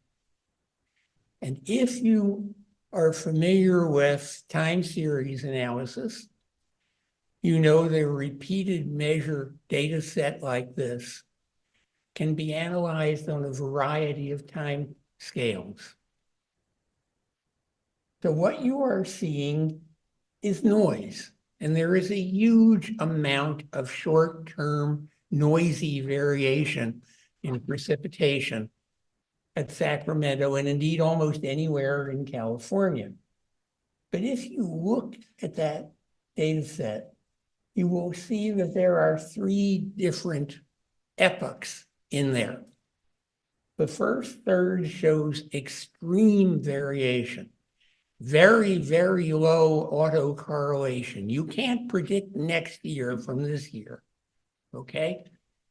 Then in the middle, there's a lot less variation. The average precipitation goes down, but the autocorrelation goes way up.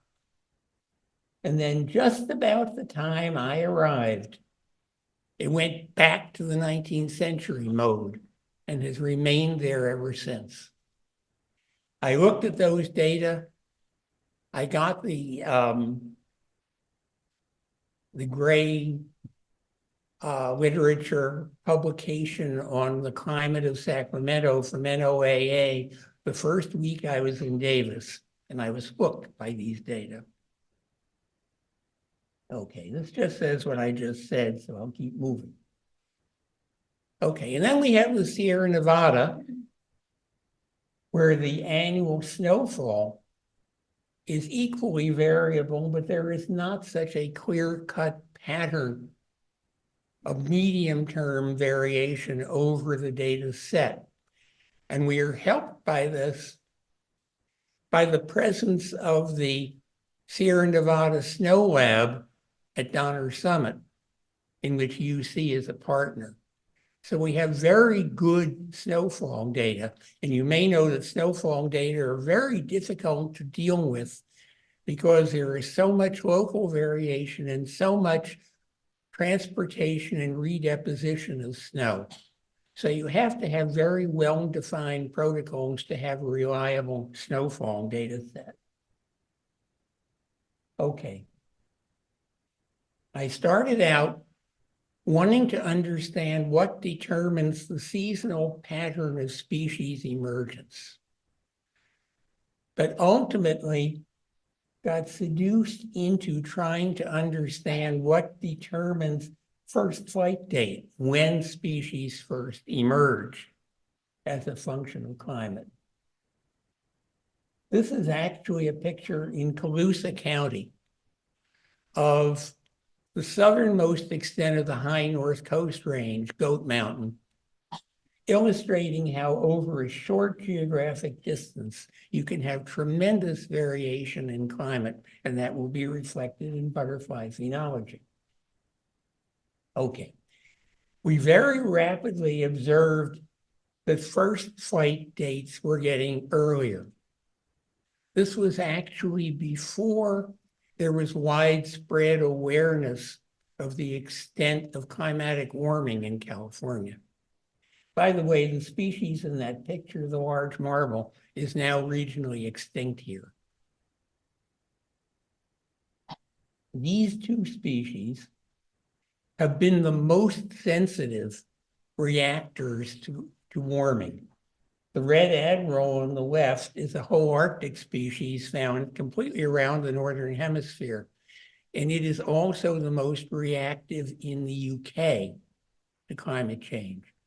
My data set and something called the British Butterfly Monitoring Scheme are of the same age and are the two longest running butterfly data sets in the world. And in both of them, that species is the most reactive. It hibernates as an adult, and it's flying right now. You won't see it today because it's raining, but the next time it gets up above 58 Fahrenheit and it's sunny, you'll see it.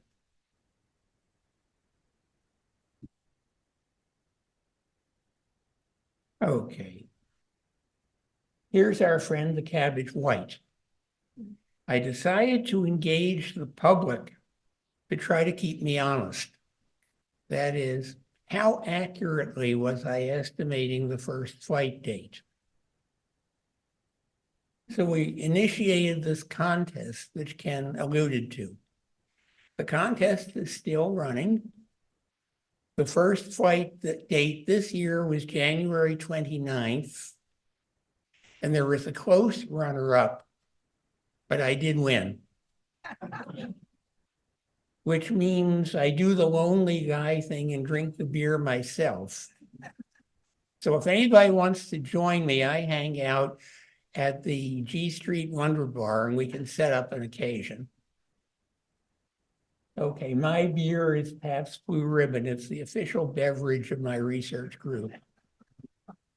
That, by the way, is not posed. That butterfly was actually probing for sweet residue, sugary residue on that abandoned beer can by the roadside.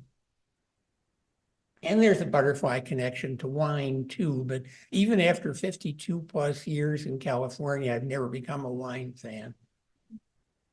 Okay, what have we found? we have found the seasons are advancing.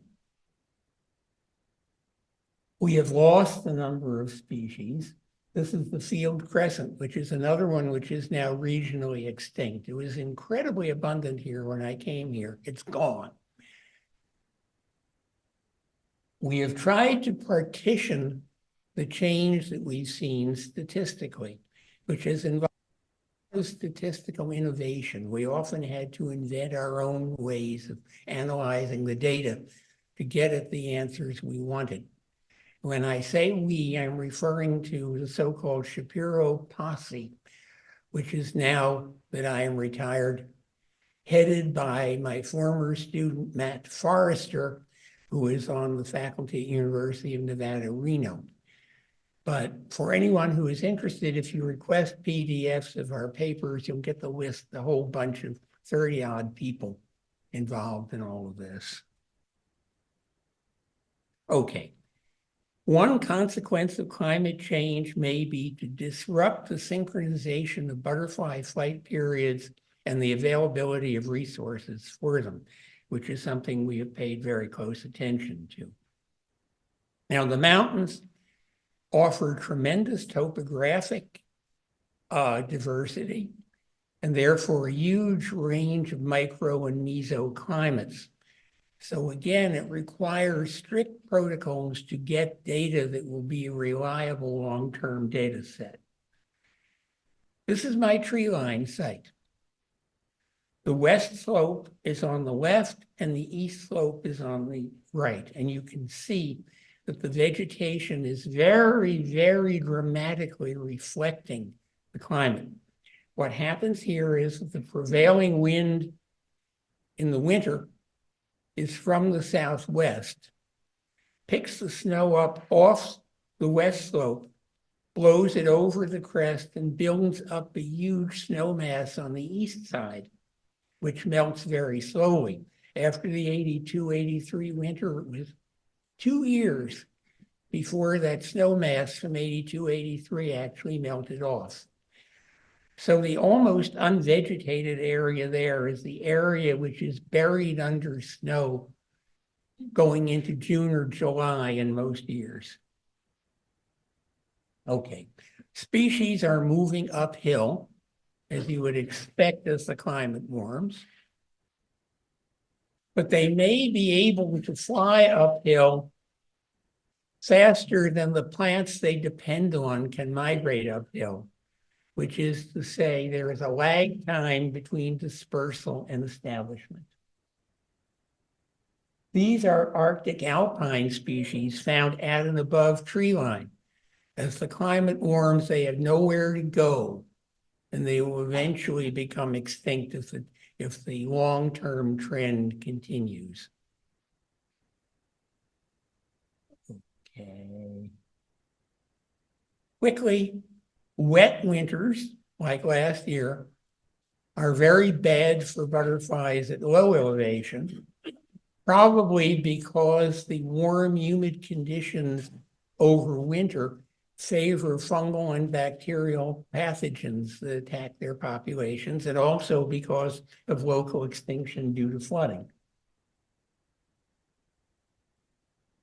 But in dry years, winter mortality is minimized, and so butterflies do extremely well. In the mountains, snow cover is essential.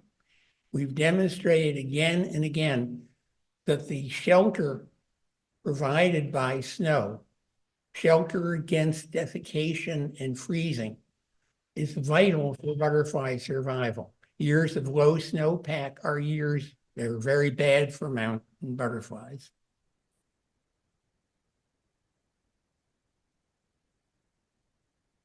Okay, there's no handout, but we can supply you the information if you request it. Okay, one last observation. I've been very interested in quaternary climate dynamics and biogeography since I was an undergrad. And we have to keep the short to medium term fluctuations in temporal perspective. We have been doing molecular genetics to reconstruct the history of the high altitude butterfly faunas in the Sierra Nevada and the Klamath Mountains. So we have a reasonable timeline of when those butterflies got there and what they have been through in terms of climatic change. I like to say that the climates we know, when viewed in geologic time perspective, are a freeze frame from a long movie. If you stop the motion of your favorite movie at one frame, how much could you reconstruct of the rest of the film? Okay, we have to take all of these things in a longer term perspective. That's been one of our objectives, and I think we've made some progress at it. Okay, thank you very much.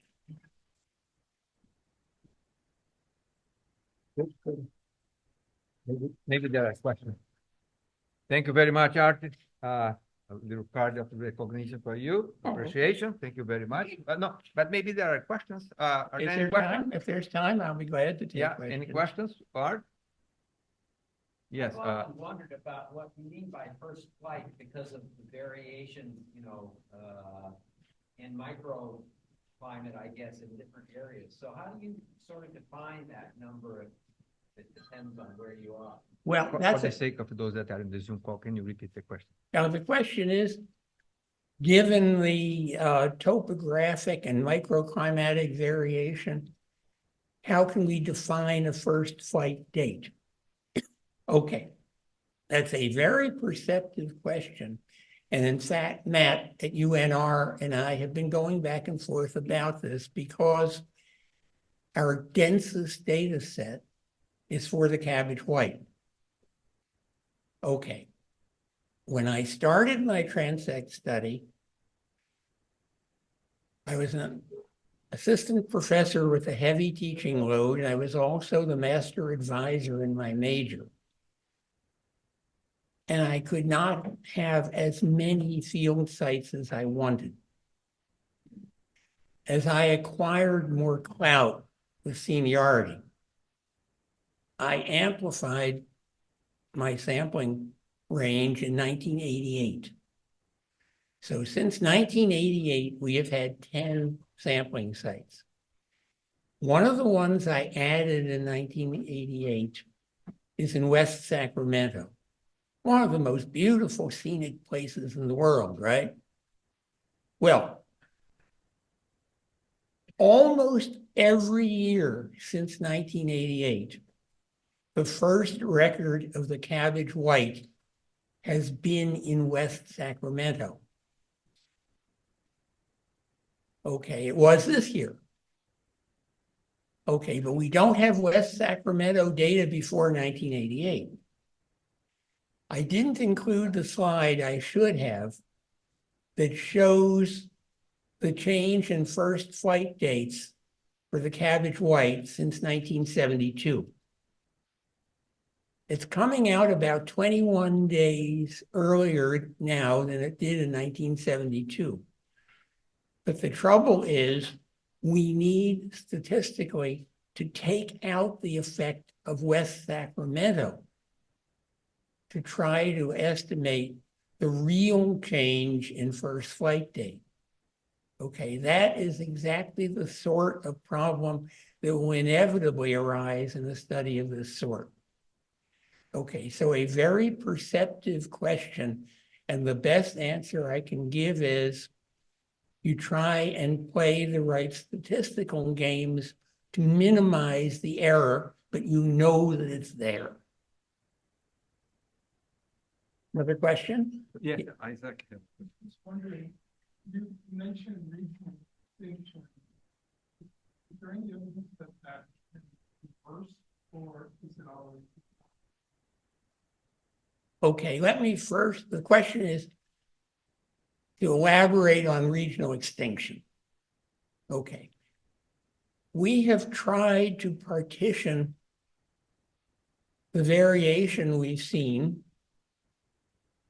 among a number of factors: climate, land use, and we've been able to use a combination of aerial photography and government data on that one, and pesticides, which has been a very, very difficult one, because as many of you realize, the spectrum of crops grown and pesticides used changes every year. But one striking thing emerged, which is that neonicotinoids are temporally correlated very precisely both here and in the UK with insect extinctions, and particularly butterfly extinctions, okay? We can't prove it, but we think that neonics have been a very important factor in that. Okay. We had a break. 17 species of low elevation butterflies deteriorated in population in 1998 to 1999. Some of those came back. A number never did, and the two that I mentioned, the large marble and the field crescent, never have. They are not globally extinct, but they are extinct in all of the sites on my transect. Okay? The field crescent was the most abundant butterfly at Willow Slough north of Davis in the early 70s. It's gone. Okay? It's gone from all my sites.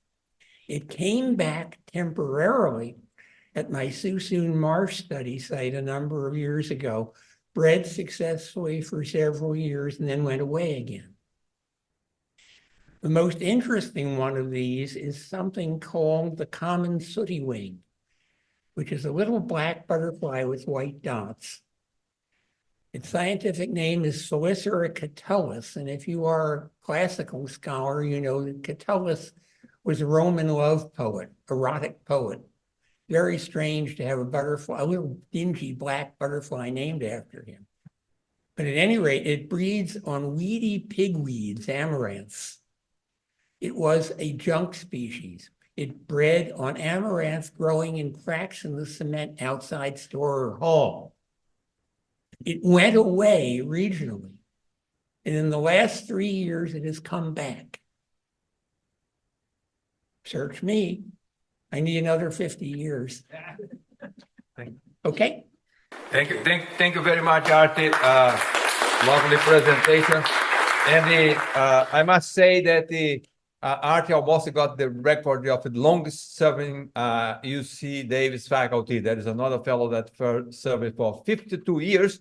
He served for 51 years. If he had to stay one more year, it would be a tie. 51 years, that's amazing long service. And I also have to point out that for some time he was an adjunct professor in the Department of Entomology. And it so happened that he left the department at the time that he became the chair. There might be a coincidence there, but may not be. And the reason I remember is vividly when he left is because the dean's office asked me, you have to have a vote of the faculty in order for him to leave the department as adjunct professor. And I had just transitioned to the chairship.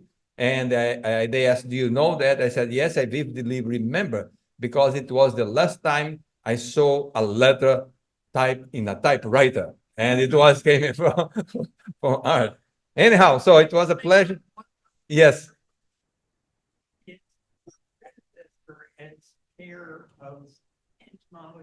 Why don't you come here on the microphone? Because otherwise people are not going to listen on the on the Zoom call. So Art asked to add something. So let's wait.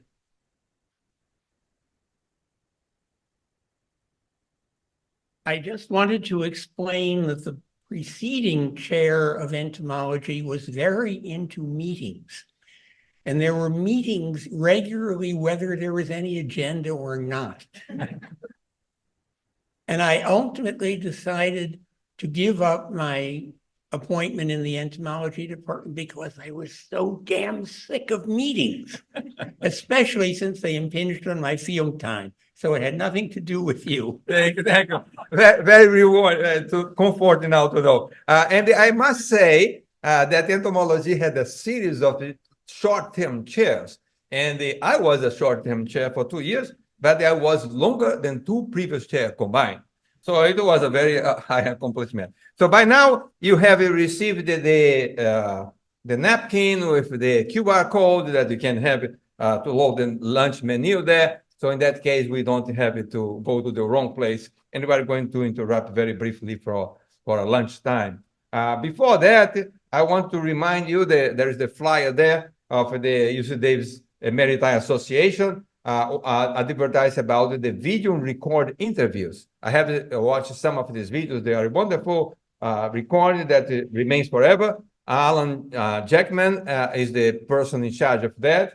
And you take the opportunity of the lunch break to talk to Alan if you are interested. If you are not, he's going to make you be interested in recording one of these videos. So you can make a pair of faculty, a current faculty, and an emeriti, and doing this record. So these are excellent opportunities to keep the record for future generations.